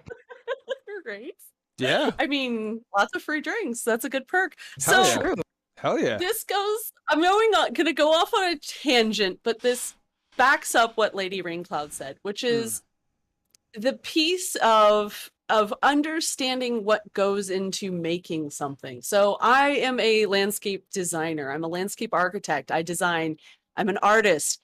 And there's that whole cliche of, the person that tried to buy the napkin that Picasso made a little sketch on and was going to throw in the trash and said, how much can I buy it from you? And he said some ridiculously high amount of money, like, $1 million or something. And she's like, what? It's just a scribble on a piece of paper. And it's like, well, it's all the knowledge and experience and life experiences that went into it that puts the value into the thing. So with games in general, a lot goes into it. But what I appreciate about Star Citizen is that there is kind of that unapologetic attention to detail and realism, which is what makes it different. There's so many games out there, like Kai said, on Steam. There are so many different space games out there. And the thing that I appreciate, the reason I like logging into Star Citizen, is that it is getting more and more and more realistic. And there is that feeling of being in space. What is that actually like? This is something that most of us in our lifetime will not get to experience. Maybe a couple generations down the road, they're going to be like, look at what the old people thought space was going to be like. But for us, it's a real representation of what this could be like, and dreaming and thinking about it. And games can, have an implication on reality too. So you know, hopefully there's kind of that creative back and forth. But I personally think it's important. I think that Star Citizen being Star Citizen in the way that it is fantastic. And I hope that they never sell out. Hell yeah. And that it stays going like this. Hell yeah. And just to rebut what you said earlier, Boss Lady, I'm not gay, but I'm not picky. Wait, what? Chad, you had some thoughts? Yeah. You hear me? Mm-hmm. All right. So as a software developer myself, and I've been doing this for 27 years now, while I don't do game development, what I do is still insanely complex and detail-oriented. It takes a long time to make anything in software, whether it's a web application or a video game. And you just can't slap something together on Squarespace and call it a day. It just does not work if you want something to scale or something to be custom. And everything about this game is custom down to the nth degree. And they had to build tools in order to make this the game that they envisioned from 2012. And so far it's working. And people are responding with their wallets. And that's how the system works. So if someone puts out something they like, and then people say, that's cool, I want to buy that. And they do. And they kick in and they put out more cool stuff. The Scorpius. I was just flying it around. Amazing. More Star Wars than Star Wars. So I want to throw out something. There was a quote, a famous quote attributed to Enzo Ferrari, and I don't know. This could be apocryphal. I don't know if he ever even said it, but a commenter, somebody said something like a critic said something about like, oh, the molding on this door is poorly done. Whatever, the door doesn't want to quite shut right. And Enzo Ferrari answered back, I don't give a shit if the door shuts right. When you step on the gas, I want you to shit yourself. And like, and here's the thing, like, don't get me wrong. I'm not necessarily, like, if I was picking a car to drive back and forth to work all day, every day, I might not pick a Ferrari. It's uncomfortable. There's not a lot of leg room. There's no trunk space. There's no this. There's no that. It's this. It's that. It's loud. It's bad, poor mileage. It's this, that, and whatever. So if I wanted to pick a car to drive to work every day, you know, if I wanted to pick what 90% of the games in my Steam library are going to be like, I'm going to pick fucking Toyotas. I'm going to pick well-engineered little fucking whatever, humdrum whatevers that get the job done. But god damn, I love the fact that Ferraris are out there. They exist in the universe. And I think that the universe is more beautiful a place for it. Wolf, what do you think? I honestly, I'm kind of at a loss for words. Everybody's kind of hit the nail on the head, and like, I'm just happy to be here. Okay. That's beautiful, man. That's fucking beautiful. I'm not gay, but I love you. I just want you to know that. All right. Still drinking that red wine because fuck all of you. It's delicious. I'm drinking yeah, hey, man. ELIX thought he was proud that shit got weird with him and his fucking mushroom whiskey. Shit got really weird with you and me at the beginning of the show, and I say let's let our freak flags fly. Suv, what do you think? I've got nothing. Fair enough. So let's move on. Go ahead. Well, I was just gonna say, like, what I've always been like the thing that for me is I always try to remind people is to be patient, because this is a marathon and not a sprint. Mm-hmm. And the biggest mistake of somebody following Star Citizen's development for basically any major length of time is anticipating that we're going to get to the finish line well before the point that SIG is ready to go for the finish line. And that quickly breeds impatience, and then it starts to fester into salt, and then, you know, then you're just pitching a fit and complaining. And, you know, there are people that may go through that for completely valid reasons. I'm not saying, you know, I'm not trying to tell anyone what to do, but it's important to, you know, kind of keep a picture in mind that this is Chris Roberts' baby. This is the last big thing in his career. Mm-hmm. And, you know, he's going to give it the time that it needs. And that's basically what I signed up for. I signed up for a project that is going to tell the games industry, hey, what if you just didn't rush straight to release as fast as possible, busted as fuck. Yeah. You know, buggy as hell, not really play tested properly. Your devs have rushed deadline. PTSD. Yeah, you've just crunched half the team. There are 7 divorces and 5 alcoholism cases that have emerged during development. But there are real human costs to the way that the game industry operates, and there are a lot of cages that need to rattle. Yep. And this is what I was hoping that Star Citizen would always be. Yeah, absolutely. And the thing is that he's not some no-name fucking dude in a cubicle who this is his masterpiece. This is a guy that's already got a proven track record. This is, if you ask Leonardo to fucking give you his masterpiece, or you ask Botticelli, or you ask Michelangelo, at that point, just know that you asked the guy who already has proven he's got his shit like wired, and then get the fuck out of the way and let him do his thing. So if you don't like it, fine, go away, go play something else. If you do like it, enjoy the ride. I want to real quick go over some notes that I just have jotted down about shit with regard to the state of Star Citizen. And we should start this conversation out with the fact that 3.17.1 literally dropped while we were doing this show. And I'm looking through our channel. The fucking channel is full of pictures of people with their X-Wing. I mean, sorry, with their Gunstar. I mean, sorry, with their Scorpius. God damn, it's a good time to be a Star Citizen player. Am I right? Like, seriously? Legit? Yep. Who wants to play Star Citizen all weekend now that the Scorpius is out, 3.17.1 is out, and we're about to have Invictus ready? Let me go over some thoughts and just real quick chime in with if you have something on this or not, whatever. That thought pertains to another show. Fix Jumptown. They need to add a second door, preferably on the roof, to fix Jumptown, and or 2 doors. Guess what? Fucking CIG said, hey, we realize we think we need to add another door. Hey, that's great. That's going to be awesome. Ninetales Orison event. I'm curious about this. Like, let's be honest. I think the leak stuff has been like, yeah, there's going to be a Ninetales Orison event during the Invictus. Man, I'm super curious at how that's going to play out. A, is it going to be good? B, already just doing Invictus on Orison. Like, Orison is the most gorgeous slideshow ever for a lot of less than top-of-the-line PCs because of the cloud tech and everything in Orison. It makes it difficult. To do Invictus in Orison is ballsy.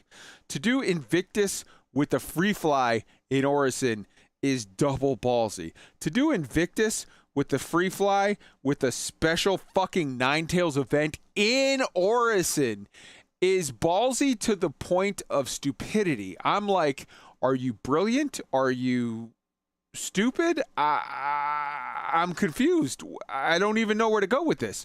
So part of me thinks this Ninetales event gets pushed back until just after Invictus, or maybe the last day of Invictus with a little bit of overlap. I'm super curious to see how they do this, what they do, if they do, like, maybe I'm an idiot. Maybe they're like, no, man, with our gains, we're ready to do this, and we're going to whip out our big fucking programming dick and just slap you on the forehead. Ha ha, you thought you knew better. In which case, I will be so happy to be proven wrong, because that will mean that they have beaten the living shit out of the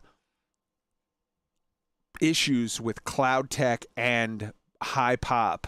And, oh my God, that would just be beautiful for the game. I think they need to fix Ninetales some. I think they need to allow for a meaningful, real both sides to this. Because as it stands now, you've got people that fight against Ninetales and trolls-ish. I mean, at least that's what certain people call it. Some other people might say, no, we're proud PvPers, we're whatever. Okay, fine, whatever. Exact same thing with Xenothreat. Right now, it seems to me like you've got a lot of reasons that the game funnels you into fighting Xenothreat. the only reasons that the game funnels you to fight against Xenothreat is like, I mean, again, PvPers, they're like, no, we're making a meaningful choice. This is blah, blah, blah. Okay, I respect it, whatever. But it doesn't seem like there's a lot of in-game reward for choosing that loop. Exact same thing to a certain extent, different, but same, but different, but same. For a lot of the stuff with Jump Town, it seems like a lot of Jump Towns funnel into like people standing in line to get their stuff and move out, and there's a few outlaws that are like, we're going against it. But I would like to see more meaningful, interactive, narrative, in-game things to sort of push you along the way of saying, oh, you get a reward for bucking the trend, for not standing in line, for whatever. CIG says that there's more story missions and more audio cues coming. God damn, I pray to God that that includes the return of Tessa Bannister. It's time for Tessa Bannister. I would like to see more Tessa. I would like to see more Rico Battaglia. I'd like to see more Tweak. I'd like to see more chain quest lines with face-to-face mission givers. Now, right now, there's like 11 known mission givers, and some of them have been removed from the game entirely at the moment, and there's no mystery behind that. CIG has said quite clearly the reason for that is that they have an asset allocation, like they're at their budget for their assets, and that server meshing will allow for more assets. When that comes, I'm super excited that we've already had the beginning of server streaming, which is a step along the process to static server meshing, which is a step along the process to dynamic server meshing, because that means we can get a lot more face-to-face mission givers with like dynamic storylines. They have, can have their own reputation systems and can tie into factions in the larger sort of extrapolated world. And that is a thing that I am here for all day.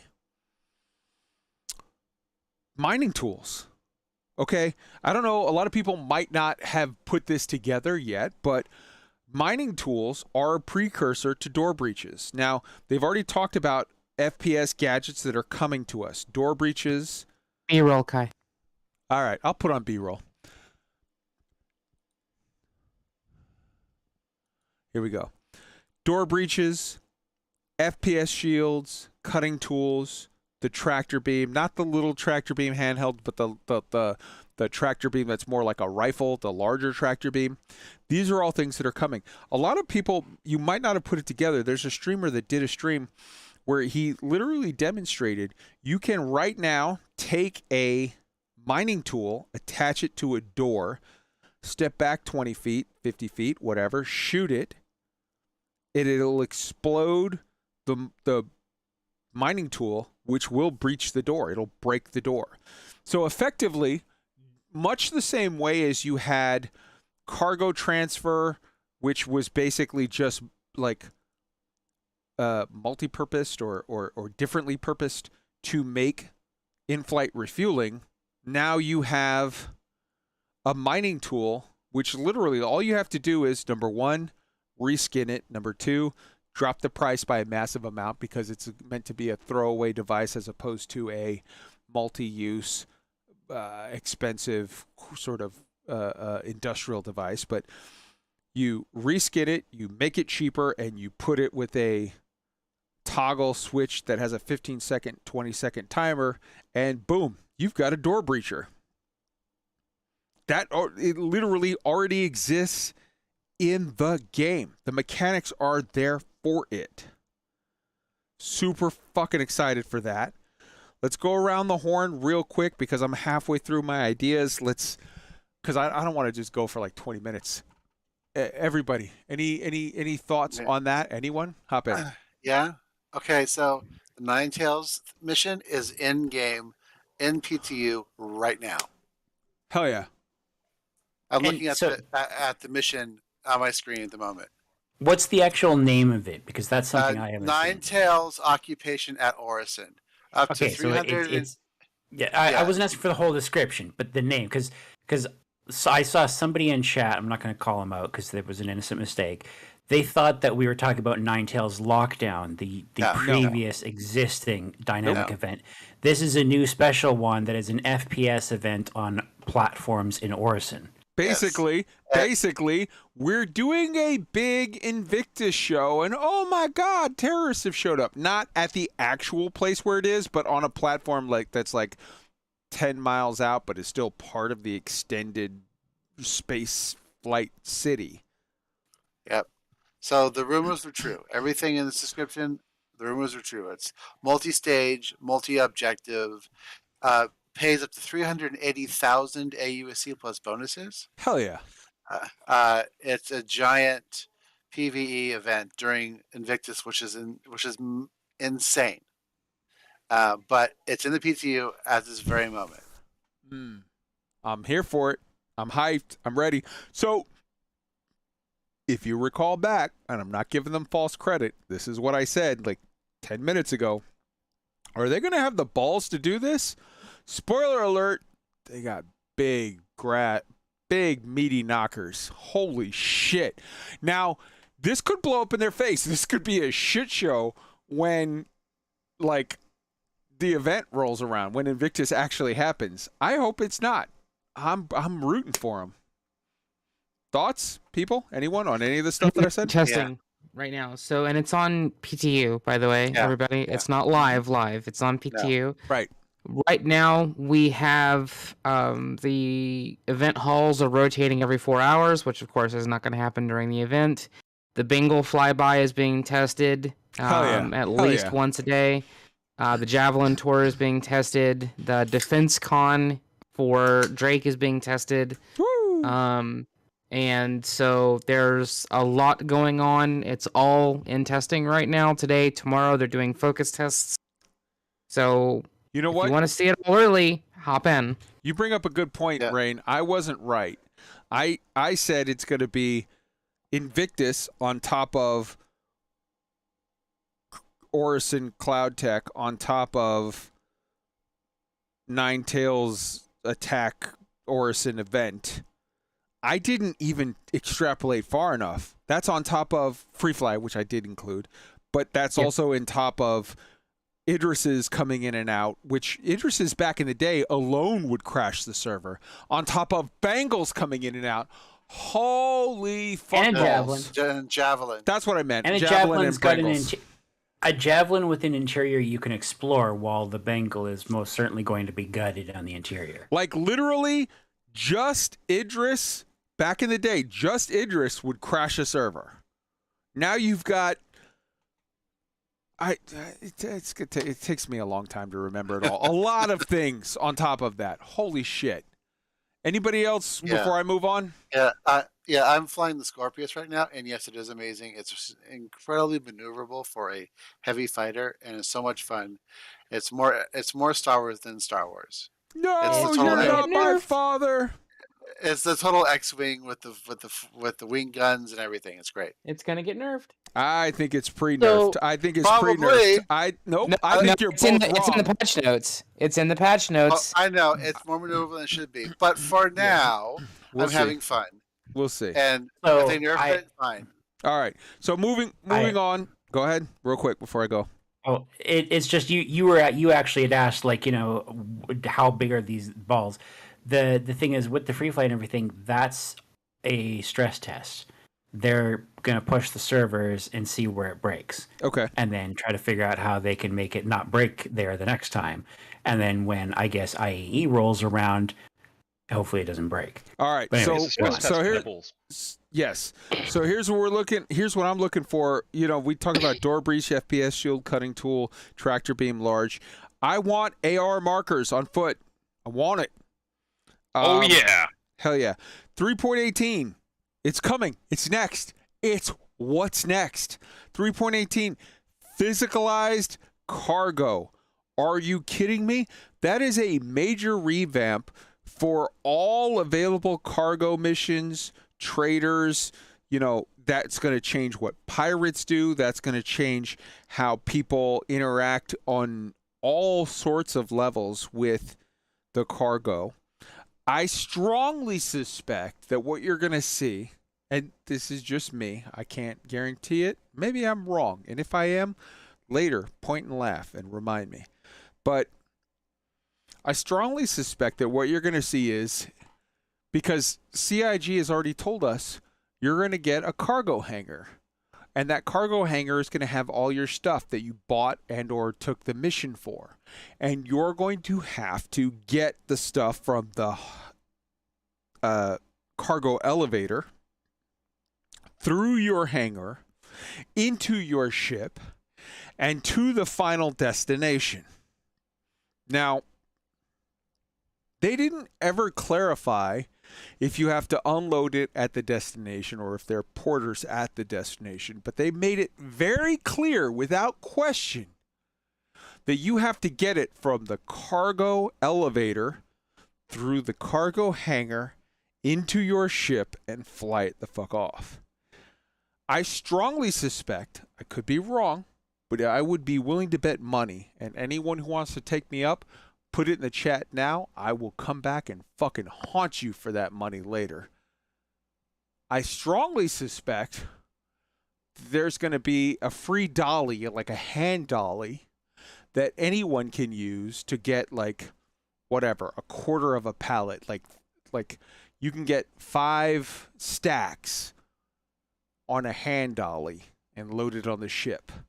But you can get, there's 20 stacks in a pallet, and you can move maybe 2 pallets at a time with a little fucking, what's that called? Forklift. Oh yeah, or that. So they're going to sell a forklift for $30, $40, $50, whatever. And it's like, hey man, do you want to move a quarter of a pallet for free? Or do you want to move 2 pallets for a $30 forklift and then just drive that little fucking forklift onto your Caterpillar or A2 at the end of the trip and then, you know, use it for the next one and the next one and the next one? These guys, turns out they're crafty motherfuckers. They're not idiots. They're going to make money off of you wanting to expedite your business transactions. I think that coming up at this Invictus, in addition to, I think there's going to be 3 ships, and we're going to get into it later, but I think there's going to be 3 ships and a couple of ground vehicles that are forklift type, move shit around type vehicles that you can pay money to get an advantage. These guys, they're crafty with their marketing. It turns out that they're made a few dollars off of the idea of not pay to win so much as pay to advantage. And they are riding that line hard. Let's see if that's what happens. Some stuff that's broken right now. And I don't even know if this is on purpose or not on purpose, whatever. I mean, clearly this is just oversights or mistakes, but an Idris doesn't shoot back at the moment. You can just do that mission. A Hammerhead has no chaff at the moment. I mean, they have chaff clearly, but they don't use it. So, like, how does that work? I don't know. But if you have a torp ship, you can fly in, get 100% kill in under 2 minutes, and collect your $40,000 at, or AUEC, whatever. I say dollars. Fuck you. I'm lazy. You can collect your 40 grand and then stack the next and the next and the next and the next and the next. It strikes me that CIG, they're not idiots. I think they maybe are they're like, wink, wink, whoops, it's a oversight on our part. We just did a wipe not too long ago. You can reload your money and buy a lot of ships really fast and help us test them. Wink. So, if you're a Black Sky Legion fan and you want to do a mission with an Edris that doesn't shoot back or a Hammerhead that doesn't in any way avoid torp kills, wink, go get your shit. Get some money. Buy bigger ships. Help them test stuff. Give them quality feedback. Something that I really want. We used to have helmet HUD feedback. Like, I want the helmet HUD back. I want the visor HUD, however you want to call that. I want that back. And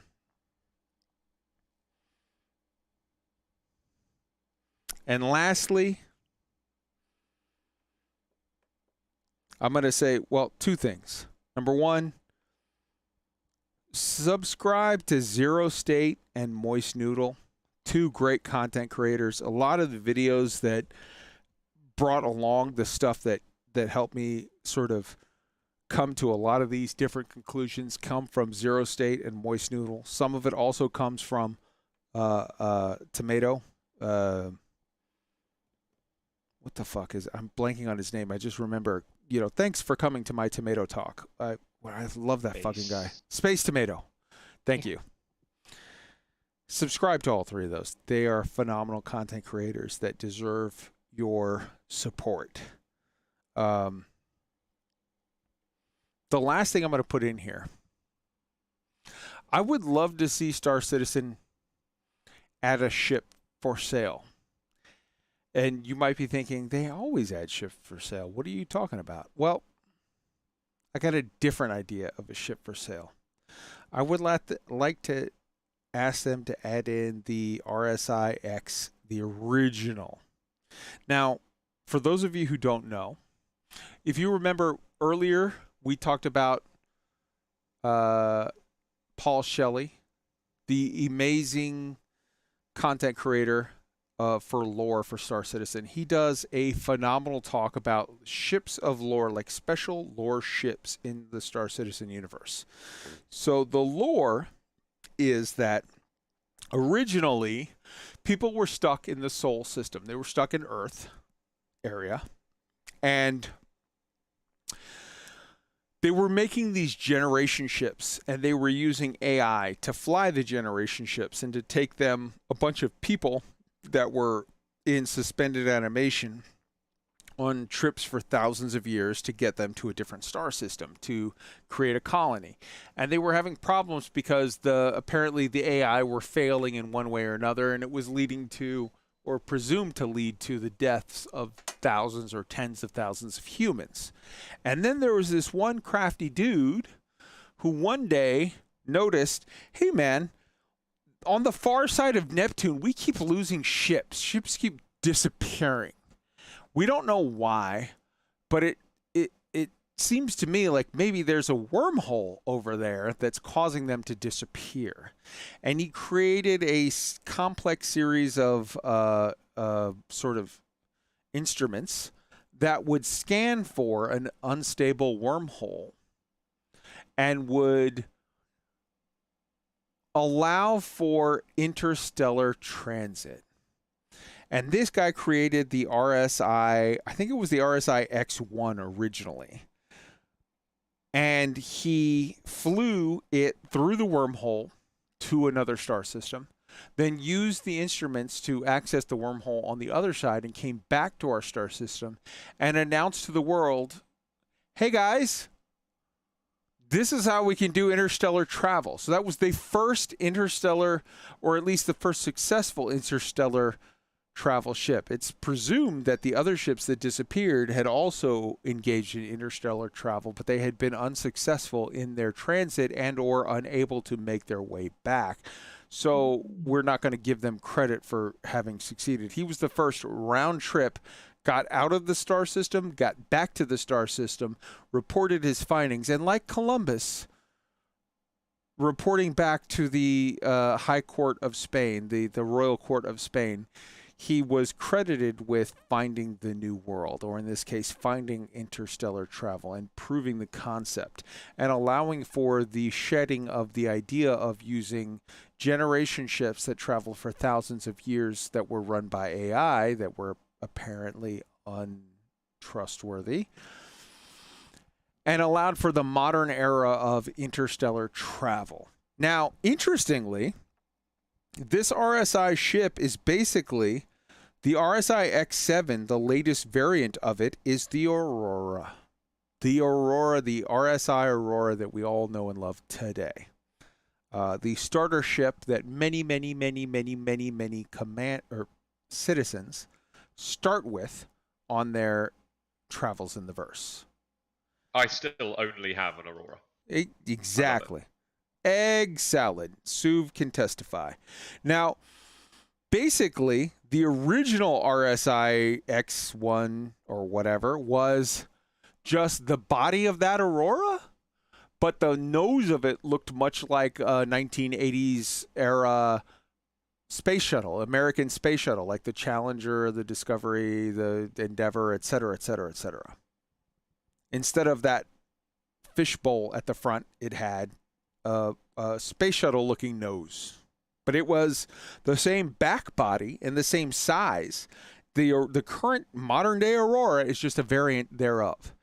So I would like to petition CIG, not that any of them are listening, but if any of them were listening, and I happen to know that on multiple occasions we've gotten shout outs from Jake, who hops into our Discord regularly, and I'm talking about Jake Acapella, the community manager, and Disco Lando, he was community manager, now he's moved up to like whatever player content, I forget the exact title, but he's the guy that runs all of their ISCs, SCLs. He runs their internal video production series unit.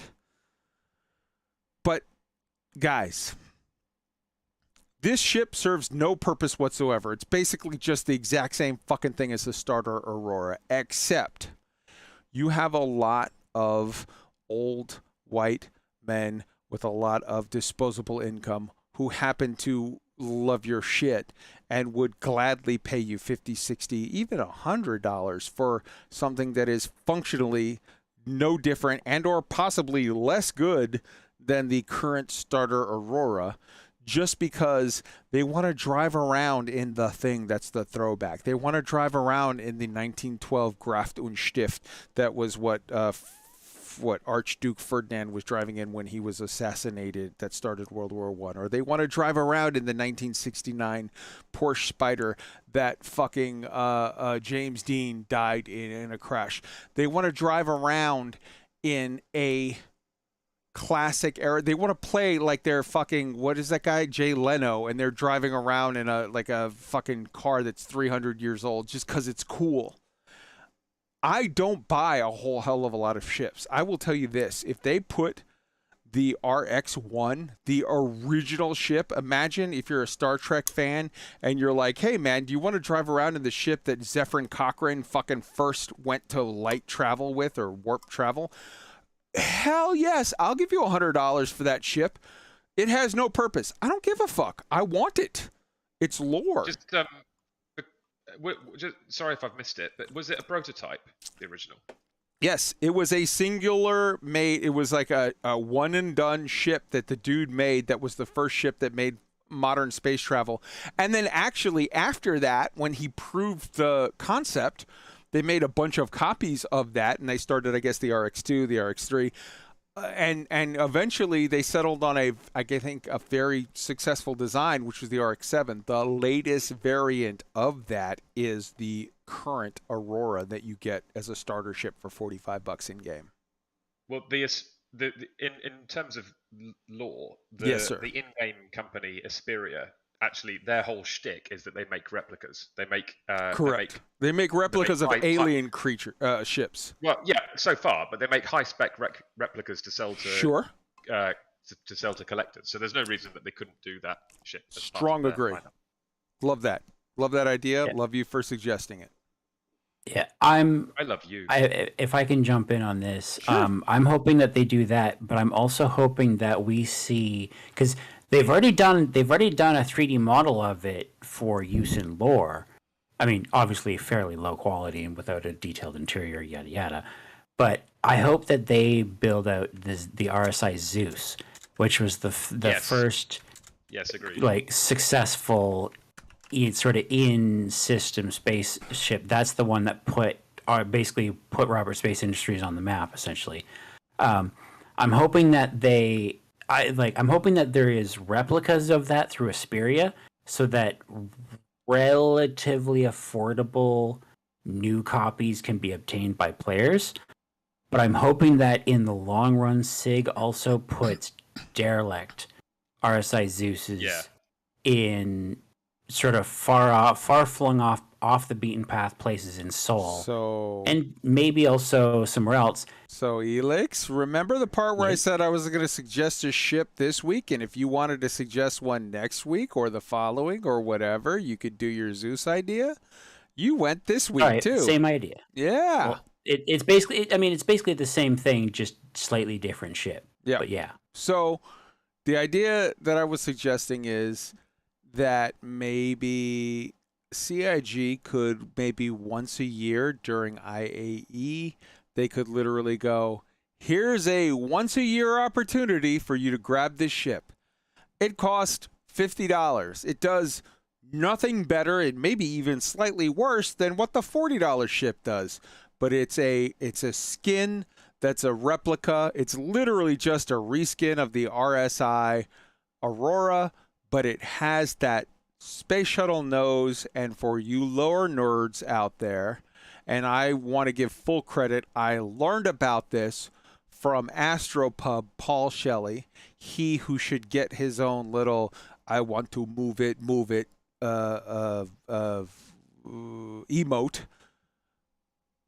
Man, that would be a neat thing, and you would get a lot of money from the lore nerds. You wouldn't get money from the new players. They wouldn't know any better. But the lore nerds would give you...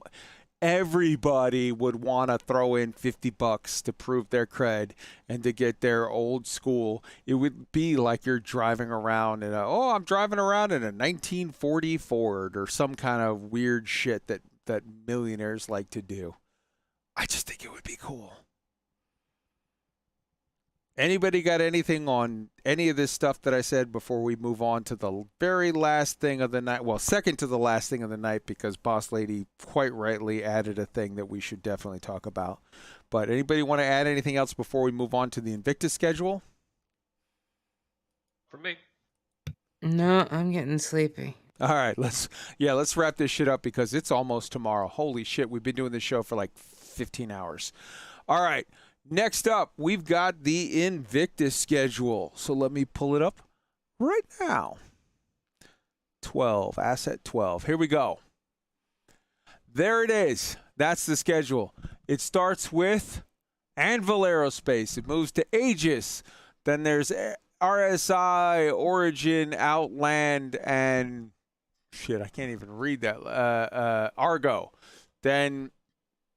So, May 20th, 21, the first 2 days is going to be Anvil Aerospace. I strongly suspect they're going to open it up with a new Anvil ship. I suspect that it's going to be a cap ship. Now, it could be a sub-cap ship. It could be, there's different levels of cap ship, but I think it's going to be a cap ship. After that is Aegis Dynamics for 2 days. After that is RSI, Origin, Outland, and Argo, all sharing 2 days. Then Crusader, Tumbril, Misk, all sharing 2 days. And then interestingly enough, highlighted and different than everything else is Drake 2 days. And then the Invictus finale. Now, I strongly suspect that we're going to see either one or maybe even 2 ships coming from Drake. Would not shock me to see, holy shit, they said that it was in Gold Pass, that it was in Final Art. Oh my God, here is the, oh shit, why am I blanking? The 2-seater Drake Explorer, the mini fucking Carrack. What's it called? The Y-Wing? Corsair, there we go. Wouldn't shock me to see the Corsair. Wouldn't shock me to see would shock me actually a little bit to see the Vulture, like, because they said the only reason why it would shock me to see the Vulture, if we were dealing with, a year ago, wouldn't shock me to see the Vulture now and the game loop associated with it in 6 to 9 months. But they said flat out, when we drop the Vulture, we're gonna drop the game loop of the hull stripping and the whatever, like not just hull stripping, but also the next level of salvaging. Holy shit, though. What if they shocked the world and dropped a new Anvil ship? I think there's going to be 3 new ships coming. I'm just going to say that. 3 new ships and at least 1 ground vehicle, some form of a forklift. If they started with, here's an Anvil ship, then Aegis, then RSI, Origin, Argo, and in that day, they dropped, oh, here's a forklift. Then Crusader, Tumbril, Misk, and then Drake. Oh, here's 2 ships, a Corsair and a Vulture. Let me tell you something right now. They would make all of the monies. They would make they would get to the point of being over 50,000 during Invictus Week, which would put them well on track to smash over 100, I dare say maybe 125 plus for the year, which would be massively, massively record-breaking in a way that we thought could not happen for fundraising at this point. And then finish it up with Invictus. Like, I just gave you some super tinfoil hatty, like crazy super big, but what if it wasn't, we removed the tinfoil hat and step back just a little bit and say, what if we got ship on launch with Anvil?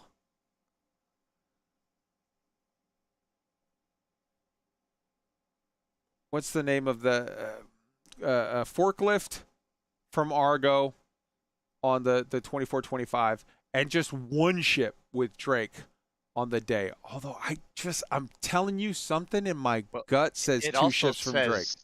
Go ahead. It also says Drake Interplanetary Defense Con, which I've never heard. That's normal. To as that. Yeah, no, they normal. always call it that. So they're not invited to the main show. Is the point? Yeah, basically they're not invited by the UEE to the actual Invictus launch week, so they do their own thing and they call it Defense Con. But I don't remember basically it being a competing alternate. And I 100% agree with you. That's completely normal. So the thing is the main guys look down on Drake as they're lesser than, because they're like, oh, you guys are like the pirate people. They never get invited to the party. They always have their thing separate. None of the other people want to share stalls with them. But I don't remember them being highlighted in this manner completely separate. I remember them always being separate, but I don't remember when I look at that logo there, when I look at that schedule, it says to me, it doesn't say Drake is less than. It says Drake is more than. Like that, and maybe I'm just reading it in a weird way that is wrong, in which case I apologize. That's entirely on me. But something in my gut is telling me 3 new ships and at least 1 ground vehicle, and the ships are going to be 1 Anvil, 2 Drake, and a ground vehicle forklift, ground vehicle truck, ground vehicle something. There's going to be a ground vehicle from Drake or something of that sort, because there's a box that is marked that it's Defense Con exclusive, and there's a timer for it on the PTU, and there's a countdown for when it opens. But when it opens right now, or at least when it opened on the PTU, it was just a sig dev inside trolling people. Why does that mean that it necessarily is a ground vehicle and not a ship? It's like the size of an APC. Okay, and maybe. There have been, like, it's too small to be a full-size giant ship. Now, it could be a small ship, like, Argo, like a Dragonfly cargo-ish kind of thing. Or Dragonfly. Okay. Possibly. I don't think it. No, I don't like the. I can drop the video, but point is that I don't think it would quite even fit as an Argo, but something of that sort. Yes. So I've given my feedback. ELIX has given his. Boss Lady, what do you think? What are your predictions for Invictus?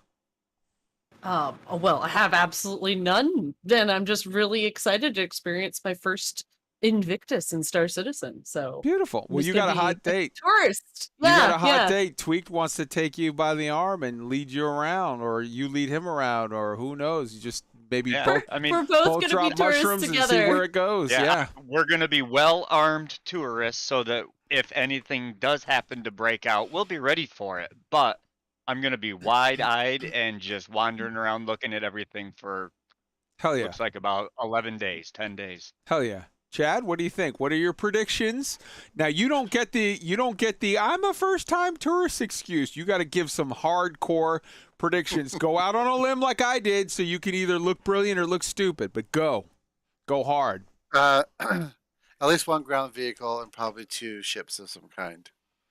And the ground vehicle will be cheap. It'll be the LTI token for the show. Okay. There's always like a cheap thing, of course, so that people can buy a cheap LTI token and then CCU up from that. If they're running the Nine Tails mission during Invictus, more power to them. It's going to be crazy, and it should be. Hopefully, it'll be awesome, and they'll make $50 million and break all the records, and it'll be quite a show. You know what? I'm gonna have some big balls. I'm gonna say they break 60 million. They're going big. And for those who haven't been on a capital ship like the Javelin or seen the Bengal like on the exterior, it'll be a sight to behold. There's are new kinds of like mass. Now the Javelin last year was only partially implemented in the interior. They may have added more corridors and more of the ship. We don't know yet. Mm-hmm. But I'll definitely be looking to see if they have done more for that as well. Now I'll be interested to see, Chad. They're going to have to come up with a ground vehicle that actually is worth something. Just to call it the LTI token, there are so many people that have 3 to 5 to 6 tokens from the hover quads from just a couple months ago. They're going to have to come up with a vehicle that actually, and I think the way you have a vehicle that makes it worth it is to tie it to the physicalized loading and unloading of ships in the physicalized cargo in 318. I think that's the trick. Well, we shall see how far they go with it. We shall. WOLFDRAGON, your predictions. Well said. All right, WOLFDRAGON apparently stepped away. Lady Raincloud, your predict. Now you are not a novice. There we go. Wolf, hop in. Yeah, the drink definitely. I was actually triple muted. I don't know how that happened. There's definitely going to be, I think, one new ground vehicle. There's lots of ships to choose from. I like the idea of eventually having ships that are less utilitarian. Could be fun, but that's not now.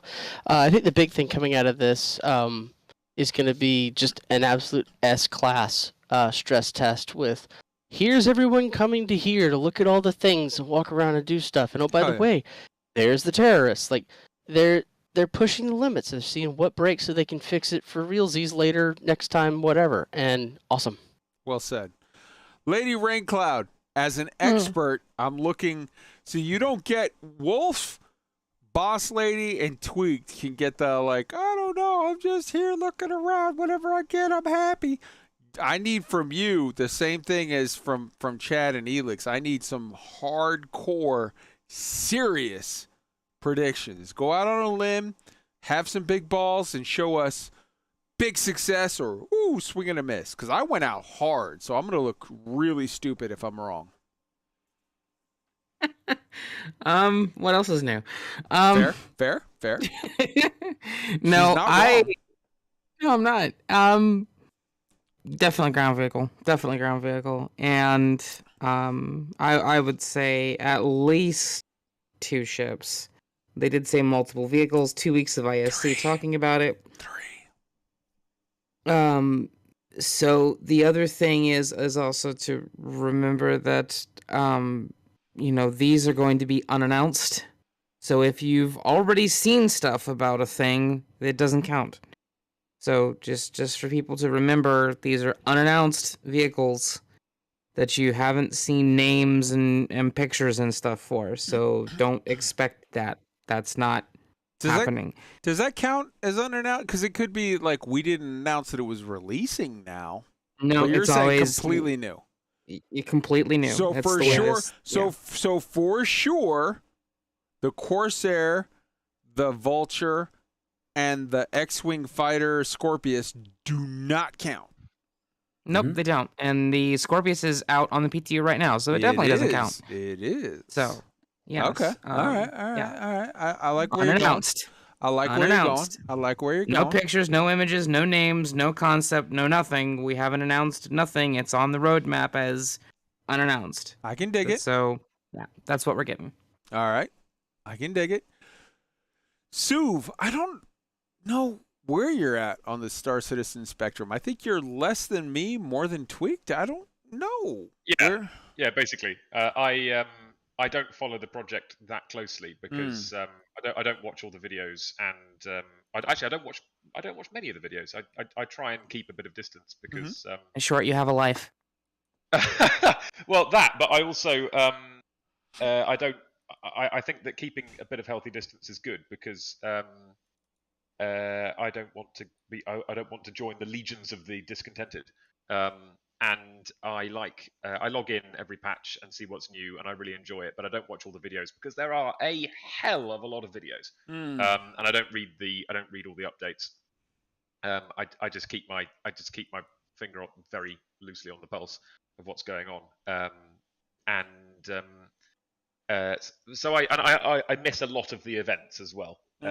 So Star Citizen as an experience is quite a frictional one for me because every time I log in, I never know where I'm going to be. Most missions that I take balk.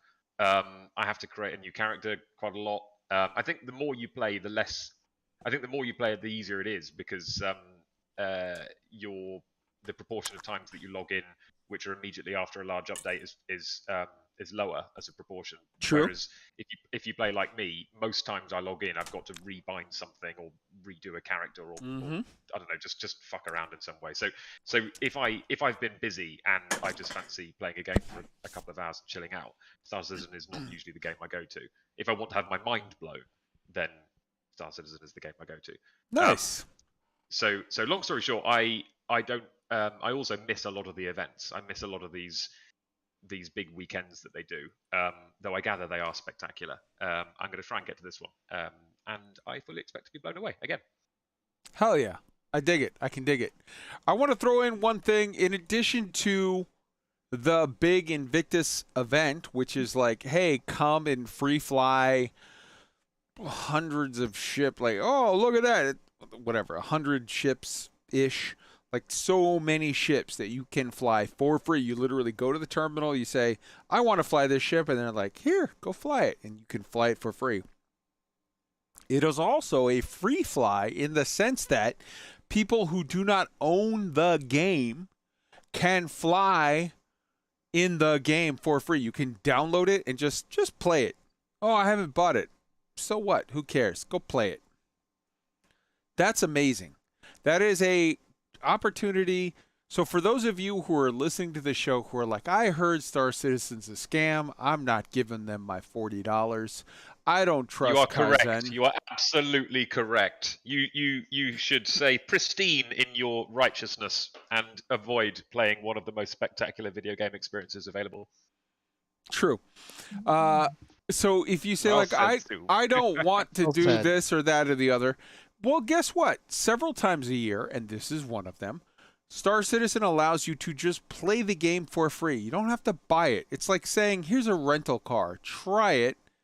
And if you try it for a week, and if you enjoy it, start making the payments. And if you don't, just bring it back, and you don't have to pay nothing. Which is amazing. I can give you a word of advice, though. If you're a free fly player, if you have never played Star Citizen and you're like, I want to try it and I want to see all this new stuff, when you create an account, they're going to ask you, where do you want to make your home base? Make it in Orison. That's where the big show is. So just make it there and play there and see the show, because you can log in every day without ever leaving the planet, the gas giant, the city floating in space. Just, if you don't understand, literally, this is a gas giant that has a floating city like Vespin City from Star Wars, where Lando Calrissian lives. It has a floating city that is made up of, 50, a massive number of platforms that are all just sort of floating and linked. And there's a little trolley that goes from place to place, and you can land at different places. And the main place where we're going to be at, where the show is at, that's going to be stuff going on. But also, like 30, 40 miles away in then one of the extended outer little floating building lits is going to be, oh, there's terrorists attacking and there's an event and you can do it. Like, just the fact that literally, this is my fucking alarm saying, go to bed, asshole. Like, the fact that that exists should say something to you. This is fucking ballsy. And like, just if you're brand new, if you trust me, if you've like, I've listened to Kai enough, he's not full of shit. They're gonna have a sale going on. Buy Star Citizen. Maybe play it, maybe don't. Maybe it's ready for you, maybe it's not, but it eventually will be. And when that happens, go. If not, if you're like, I don't trust this asshole, I don't know him. Okay, fine. Play it for free. Choose Orison as your starting city. If you're not a free player and you're new to 317, you're like, I haven't played it in months, but I'm ready to come back and see what's new. Don't choose Orison as your starting city unless you don't intend to play it. If you don't intend to play it, choose Orison as your starting city, and we'll see you in 3 months at 318. Pick another one. But if you intend to play it, like actually play it, you know, whatever. Microtech is a great place. Maybe Hurston if you're more into the mining, bounty hunting routine, but Microtech is a great place. And then get into a small ship that's maneuverable. Get your ass parked at Orison ahead of time because later it's going to be a fucking shit show. And then be ready to log in on those days and see all of the stuff. They will let you literally have access to many, many, many, many dozens of ships. And, oh, I want to try this. I want to try an A2. I want to try a C2. I want to try a Caterpillar. I want to try a Mercury Star Runner. I want to try a Gladius. I want to try a Hurricane. I want to try a insert thing here. Unless you think Cuddy Steel, in which case, think again. That's a poor choice. Pick better. So many ships to fly for free. So many things to do with them. Know that in order, if you want to say, oh, I want to try a Prospector and I'm going to leave Orison, you're going to spend 30 minutes just getting out of atmosphere. It's a fucking gas giant. They have large, large, large atmospheres. And if you're like, this takes 30 minutes to leave orbit, I'm bored. I don't like this game. Well, guess what, asshole? If you want to leave orbit of Saturn, of Venus, no, sorry, not Venus, of Saturn, Mercury's little, Saturn is big, Venus is little, Jupiter, there you go, Saturn or Jupiter, they're fucking massive. It's going to take you time. Pick one. Do you want a realistic game? Or do you want a super easy to skip game? If you want a super easy to skip, pick a different game. Pick Elite and play it and enjoy it. It's a great game. I'm not saying that to shit on Elite. It's a great game.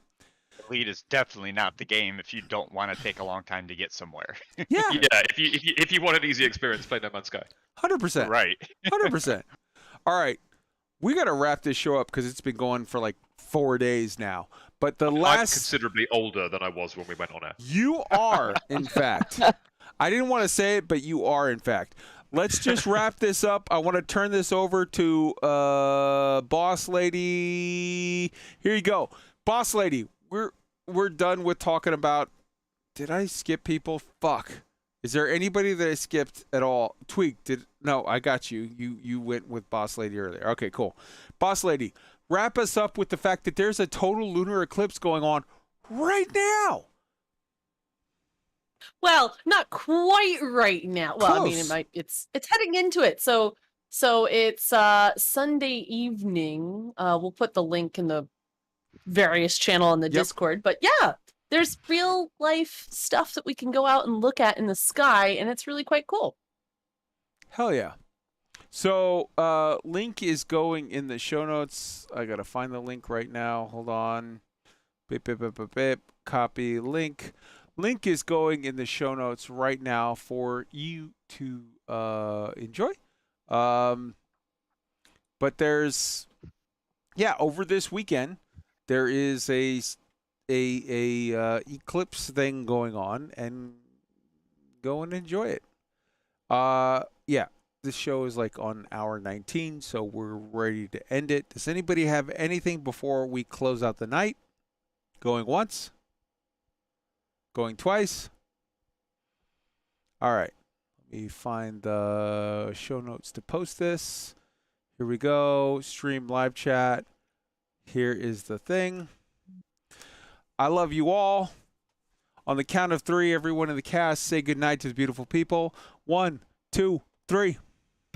Good night. Yep. Ciao.